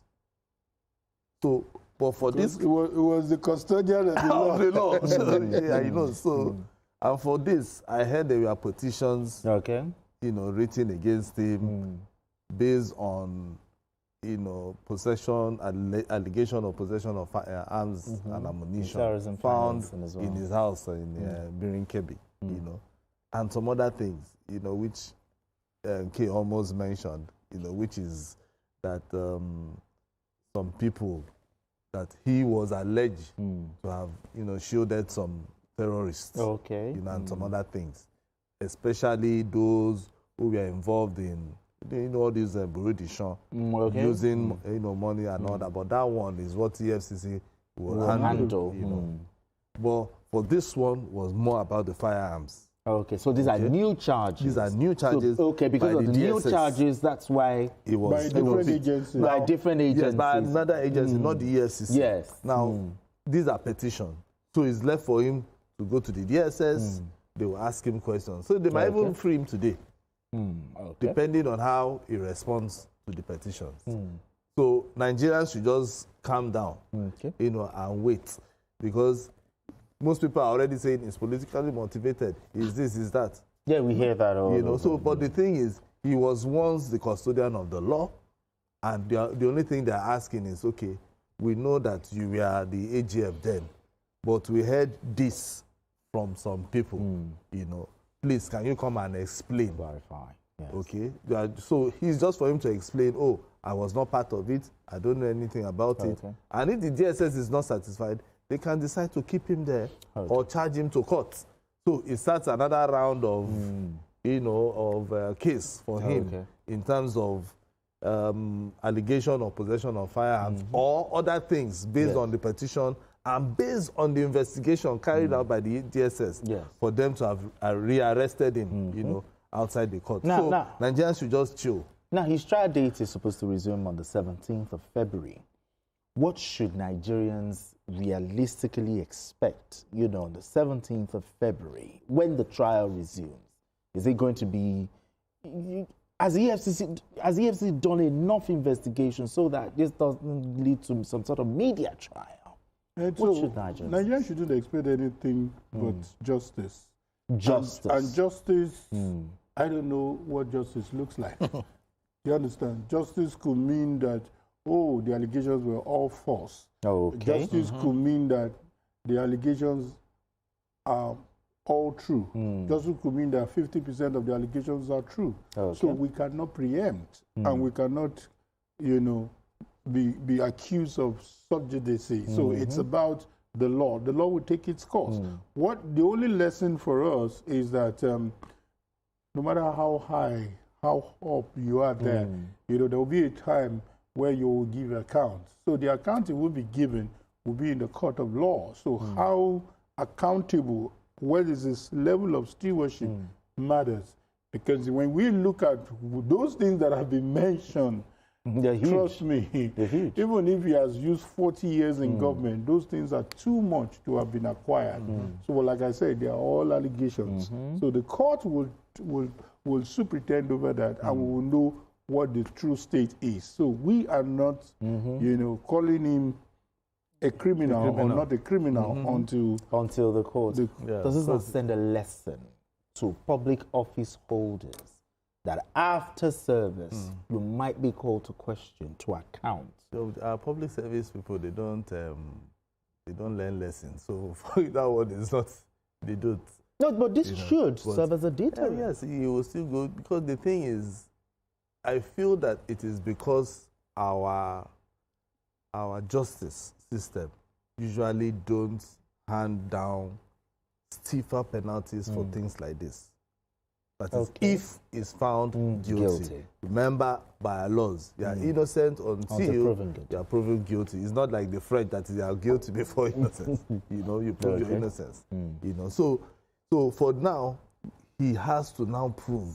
But our justice system, sometimes by the time the judge will now say, oh, he's guilty, you will now hear the number of years, jail time. It might just be like a part in the race. Okay. You know, something very light. So that is why people will keep doing this. So, but when once somebody will look at it and then they judge, or they go to the Supreme Court and say 100 years imprisonment with hard labor, or by him sweeping the whole of Birin Kebbi, you know, something like that for 1 month, and people see it, you know, something. So at least something that people will now know that it is a shame, because that is what we are refusing to do as a nation.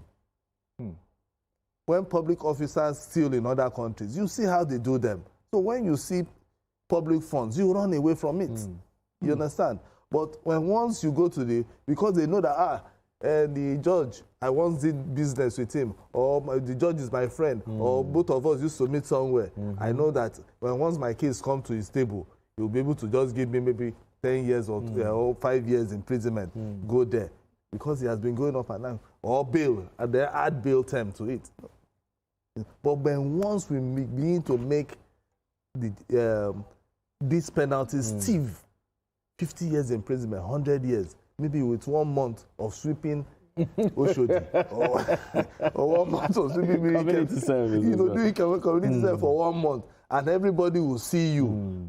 Then put a tag around you or something. You understand? Maybe that one will even deter people from doing this. All right then, gentlemen. Beautiful one. Thank you so much for doing this with us. Kaidi Ladende. Always a pleasure. You had to come in at the last minute. Thank you very much. Appreciate you. Asuko James. Thank you so much. Thank you so much for doing this with us. And that's it on Journalist Hangout today. Join us tomorrow for another episode of the program. You can watch the repeat broadcast of this episode tonight at 11. Join us on Sunday from 1:30 to 3:30 p.m. for Journalist Hangouts on Sunday. We are on YouTube at youtube.com/TVC News Nigeria. I am Benga.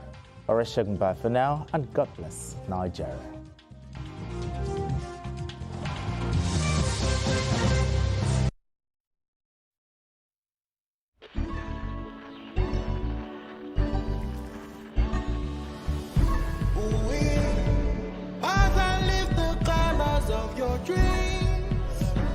Don't go too far, just search within.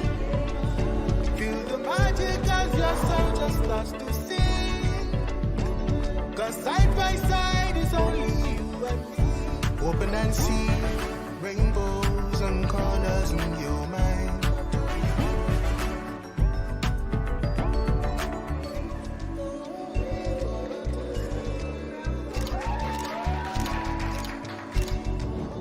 New look, same timeless performance.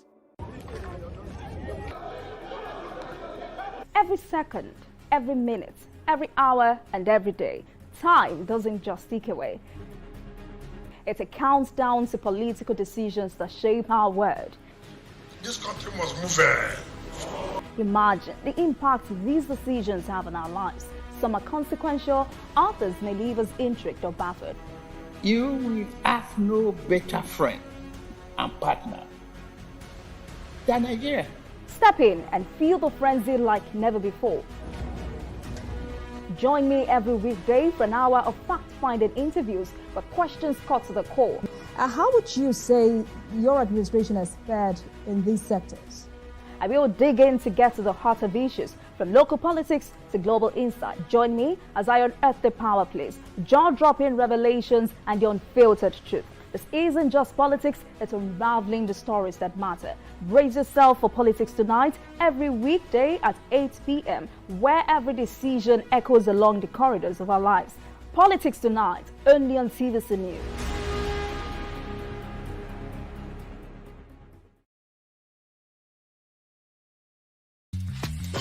Welcome to Skill Up Nigeria, Industrial Training Fund's television program celebrating innovation, craftsmanship, and the skilled hands shaping our nation's future. Join us and share in our over 50-year journey of empowering Nigeria's workforce and impacting the nation's human resources. Tune in and connect with experts and skilled workers sharing real stories that inspire. Every Tuesday at 9 p.m. on TVC News. Skill Up Nigeria, powered by ITF. In a world where news never sleeps, we're taking a giant leap into the future. We at TVC Communications are proud to introduce a new era in news broadcasting. But first, let me introduce my special friend, Olamide AI. Hi, Olamide Human. Is it time to come out yet? Yes, indeed it is. And you can bring your friends along. Meet our new AI anchors, speaking your language and sharing your stories. From English, good day. These are the news headlines. To Pidgin, better country people. On a good evening. Yoruba, Ekaro, Ekudede Asikoyi, Shidadalabayi, Igbo, Ndewo, Auto Innovation, Ahambu Obada Samson Ejiro, and Hausa. Mutane na sanar da zuwa, sunana Rakia Abdulkarim kuma kana kallon TVC News. We are bringing the news closer to you. Faster, smarter, and always reliable. And together, we are shaping the future of news for every Nigerian, everywhere. Innovation, connection, and trust. The future of news is here. TVC News, first with breaking news. And now, first in Nigeria with AI news anchors.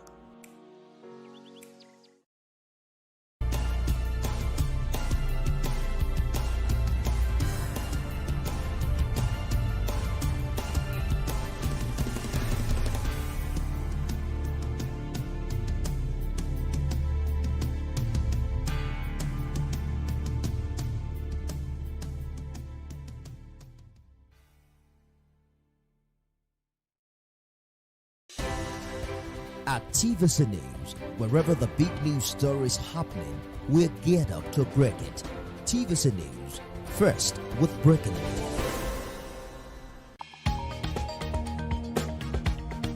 The Inspector General of Police has met with senior officers to review the state of security. We are continuing our coverage of the arrest of Godwin Emefiele. The Senate has summoned the governor of the Central Bank of Nigeria to properly brief the Senate regarding the state of the economy. What I will never take is threat. Let's now bring you more developments from Ibadan, the Oyo State capital, where an explosion has taken place. Tell us about this incident. TVC News, first with breaking news. Doubt and fear doesn't occur at the canvas, it shows in the canvas. It shows the conation of raw earthen material slabbed, stroked, and molded at a pace provided by the doubt and fear. Every move way in the struggle of one to the other, merging the past to the present, brushstrokes of colors seen but not known. For when the wailing stops, the pieces settle down in abject beauty erected for a century of a century. Speaking, advocating, protesting as the arts are meant to be.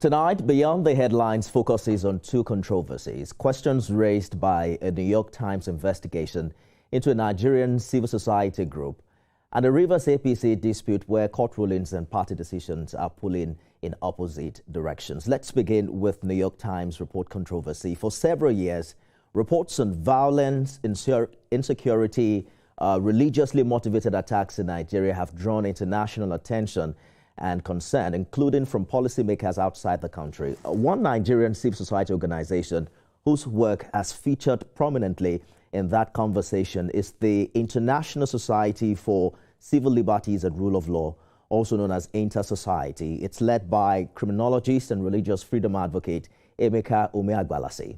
But a recent New York Times investigation has raised serious concerns and questions about how some of that data is gathered, interpreted, and presented to the public, as well as how an interview conducted by Mr. Umeagbalase was reported. In response, Inter-Society has accused the New York Times of misrepresentation, selective quotation, and factual inaccuracies, claims the newspaper has not publicly retracted. Tonight, our focus is to understand what really transpired during that interview, examine the disputed claims, and explore broader questions around data advocacy and responsible reporting on sensitive national issues. The man at the center of the controversy, Emeka Umegbalase, joins me on Beyond the Headlines. Thank you for joining us on the program this evening. Let's get to it.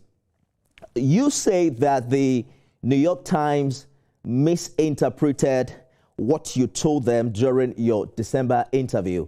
What, in your view, was the most significant distortion of your words or positions in that report?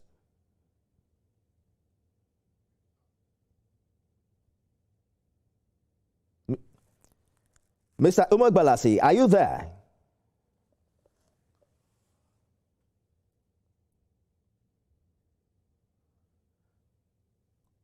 Mr. Umegbalase, can you hear me at all?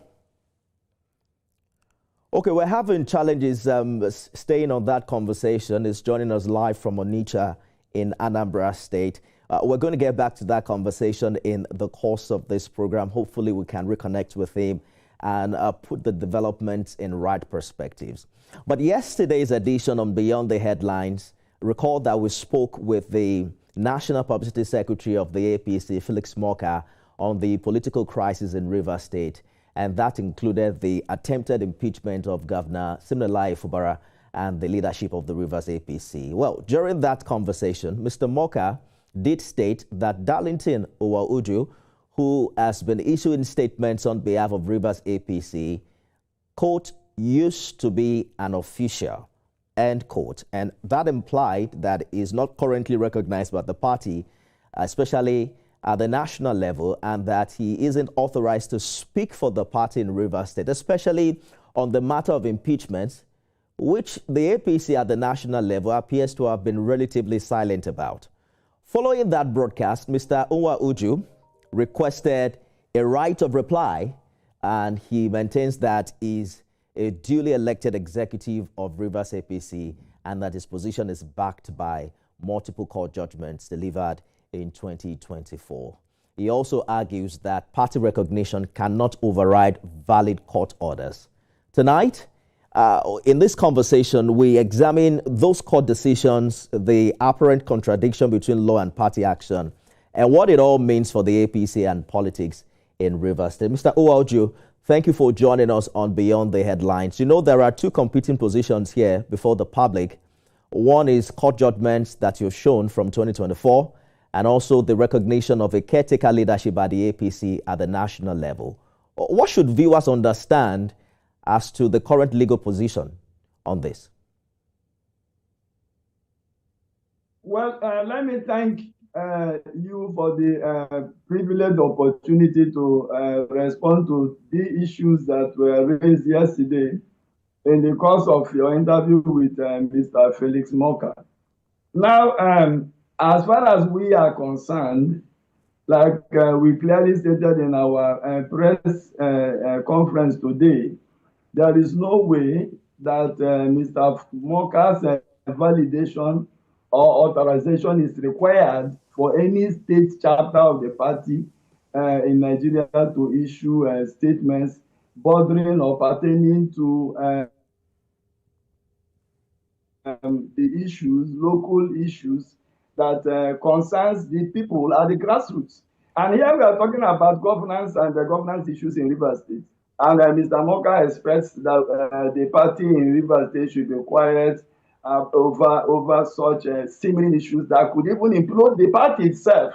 And so I wonder the sort of loyalty he's offering to the All Progressive Congress in Nigeria if he chooses that the party should keep quiet while a few individuals, for no just reason, for no justifiable reasons, for very self-serving reasons, we choose to remove a governor who just joined the All Progressive Congress Party in Rivers State.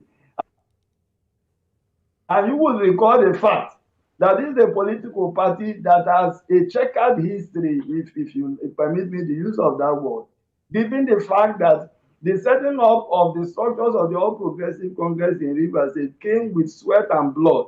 And so Mr. Morka, or anybody for that matter, acting in the behalf of Mr. Morka, cannot bamboozle us or stampeding us into shaking our own responsibility guaranteed under the Constitution of our party, the All Progressive Congress. And so the functions and powers of the State Executive Committee of our party is clearly delineated, and there is no ambiguity. There are no confusing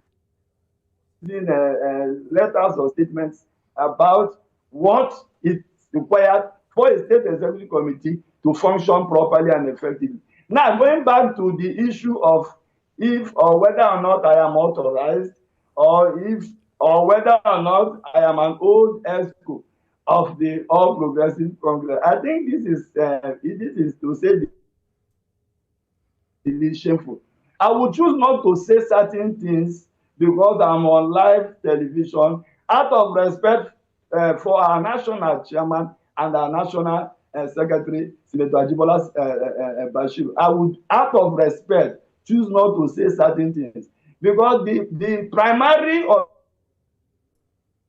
objective of an image maker for a political party is to promote the objectives of the organization primarily.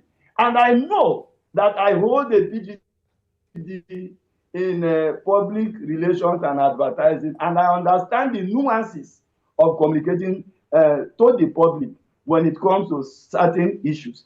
And so, out of respect and regard for my party, I would choose not to say certain things. But that is not to say that the valid judgments of courts, I forwarded to you valid judgments of courts. This is suit number PAC/3859/CS/2024, which invalidated the kangaroo congresses conducted under Alhaji Ganduje, which Mr. Felix Moka now wants Nigerians and our party members to believe is the true position of things as far as Rivers APC is concerned. This is very, very, very misleading and embarrassing for a lawyer of Mr. Moka's standing to denigrate court judgments. And I think that the Legal Practitioners Privileges Council must call Mr. Moka to order for denigrating court rulings. How can he? Mr. Uwaju. This is not what the All Progressive Congress stands for. Allow me. Say this quickly because of time. Yes. Last year March, that's 2025 March, Mr. Moka, out of his divisive tendencies, decided to unilaterally declare one of the stakeholders of the party in Delta State as the leader of the party in Delta State without the authorization. Let us stay with issues in Rivers State, Mr. Darlington Uwaju, and because of time, I'd like us to also stick to the issues. APC at the national level. Just a minute, sir. Hold on for a minute so that we can make good use of this time. APC at the national level argues that party supremacy as well as internal dispute mechanisms give it the authority to actually manage its structures. And we've seen that happen in the past, especially when the Supreme Court says when it's an internal issue, the party has legitimacy to resolve it. You don't agree to that? Now, let me say, if I do not acquiesce or concede to the fact that the party has its internal dispute resolution mechanisms, I will not even be a member of the All Progressive Congress in the first instance. So that's the point I'm making, that if the APC is saying, I think it's frozen, Mr. Uwaju is considered spokesperson for the Rivers APC. However, yesterday when we spoke with the National Publicity Secretary of the party, he did mention that he was an ex-executive member of the APC in Rivers State and that is not currently recognized. Mr. Uwaju, we lost you for a minute, but the question I'm asking... Look, yes, please go ahead. Beyond, we are talking about the defense.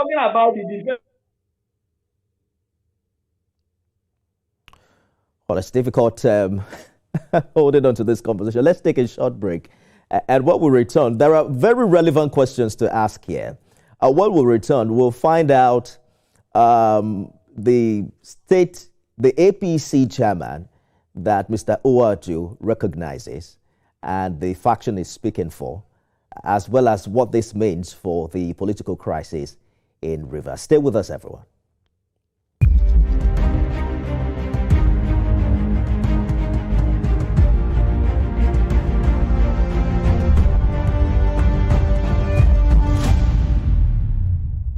Mr. Darlington Uwaju, thank you for staying the course on the program. We're having difficulties hearing you from here, but I just want your answers to certain specific questions. Who do you recognize as the chairman of the APC in Rivers State? Now, let me say this. By the force of law, the court has given a decision that backs Chief Emeka Bege as chairman of the party. And one of the reasons, because we're interested in moving our party forward, we're interested in having Mr. President win elections in Rivers State in an unprecedented manner, free and fair. And so we are not interested in unnecessary shenanigans. And I want to let you know that by the force of law and the decision of the NEC of the party to extend the tenure of the ESCOs elected in October 16, 2021, we are to stay in office until the congresses are conducted. And we are saying the congresses are a few weeks away, and we are ready for congresses so that we can hand over the new set of leadership. Congresses must be held in Rivers State. But the likes of Mr. Felix Moka do not even want congresses to hold in Rivers State. I asked that question, Mr. Uwaju. I asked that question because when Governor Fubara decamped to the APC, it was Tony Okocha that registered him as a member of your party and gave him that number 0001. How do you reconcile that? I mean, because it is the same governor you are fighting for now that should not be impeached. It was an administrative error. It was an administrative error, and for the love of my party, I will never discuss it. Okay, but can you confirm if Governor Fubara is legitimately a member of the APC in Rivers State? Governor Fubara is not just a member of the APC in Rivers State, but the leader of the APC in Rivers State. Let me tell you this quickly. There are two routes or two protocols for high-profile individuals to join or subscribe to membership of our political party. And one of the routes or protocols available is for the person to apply to the National Working Committee of the party for waivers. And the waiver guarantees the rights and privileges of every other member that has been with the party. First of our own very constitution, Governor Fubara is qualified for waivers, assuming without conceding that the wrong person got him registered. But by the force of our own very constitution, and because there is a provision for waivers to be granted to such individuals, he so qualifies, and so we recognize him as the leader of the All Progressive Congress in Rivers State. Interestingly, Governor Fubara did not call him a wrong person. I remember watching that visit he made to the State House in Port Harcourt. Governor Fubara, on the other hand, acknowledged him as a leader of the party and saying that he is now ready to take up some costs and to finance the party and ensure that everything runs well. Add to that the fact that the national headquarters of your party also recognizes Tony Okocha as the caretaker chairman of the APC. If you take a look at the role he played during the last local government election, where does that leave you if the national publicity secretary of your party is saying you do not have the right to occupy the office you claim to currently occupy, and that you cannot speak for the APC in Rivers State? Let's not even go there. That is not for argument. That is not for argument. I think Mr. Moka has a right to his opinion, but his opinion does not override the constitution of our party and these judgments that I have. Now, let's even assume or concede that I am not an expo or of the All Progressive Congress in Rivers State. By the reason of the judgment of 20th of November 2024, which nullified the congresses that purportedly produced Tony Okocha as chairman of the party, can't see and as chairman of the party. Take me away from this argument. Now, let Okocha and his group face the law and the constitution. The judgment that nullified the congresses that purportedly producing has not been set aside. So what are we saying? Are you saying that APC, the ruling party in Nigeria, should continue with this sort of illegality that is promoted by the likes of Felix Moka? It's not possible. Okay. No, because I believe. Just a minute. Belong to my executive. Believe strongly in the capacity of Nantaway and I hear you, Mr. Uwaju, and sort the party out in a River State. Take Felix Moka out of this conversation for a while. Yes, please. You know, when you began, you mentioned respect for the national chairman and the national secretary, right? What is their? Just a minute. Hold on. Hold on for a minute, Mr. Uwaju. Listen to the question so you can respond to it. The question I'm asking is, I'm making reference to. But I said to him that there must be congresses in River State. There must be congresses in River State. Hold on for a minute. You need to listen to me now. Hear the question so that we can make sense of this conversation, right? You reached out to us yesterday and you said you have a right of reply. So it's a conversation between you and I, and both of us are not fighting. You probably have to calm down, listen to my question, and then we can make good use of the time. Initially, you mentioned that you had respect for the national chairman and the national secretary of the APC, and that's why you're not going to say certain things. Have you raised these issues with the national chairman of your party, that the court recognizes you, and what is their position about it?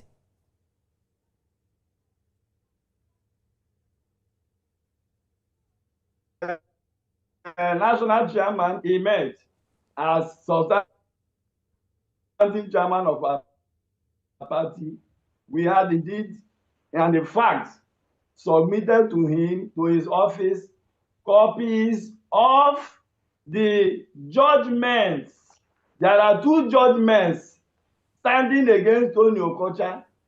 And so there is no way we can blindside those court rulings. We cannot blindside them for any reason. So precisely, what did the chairman say? What is his position on this matter? What we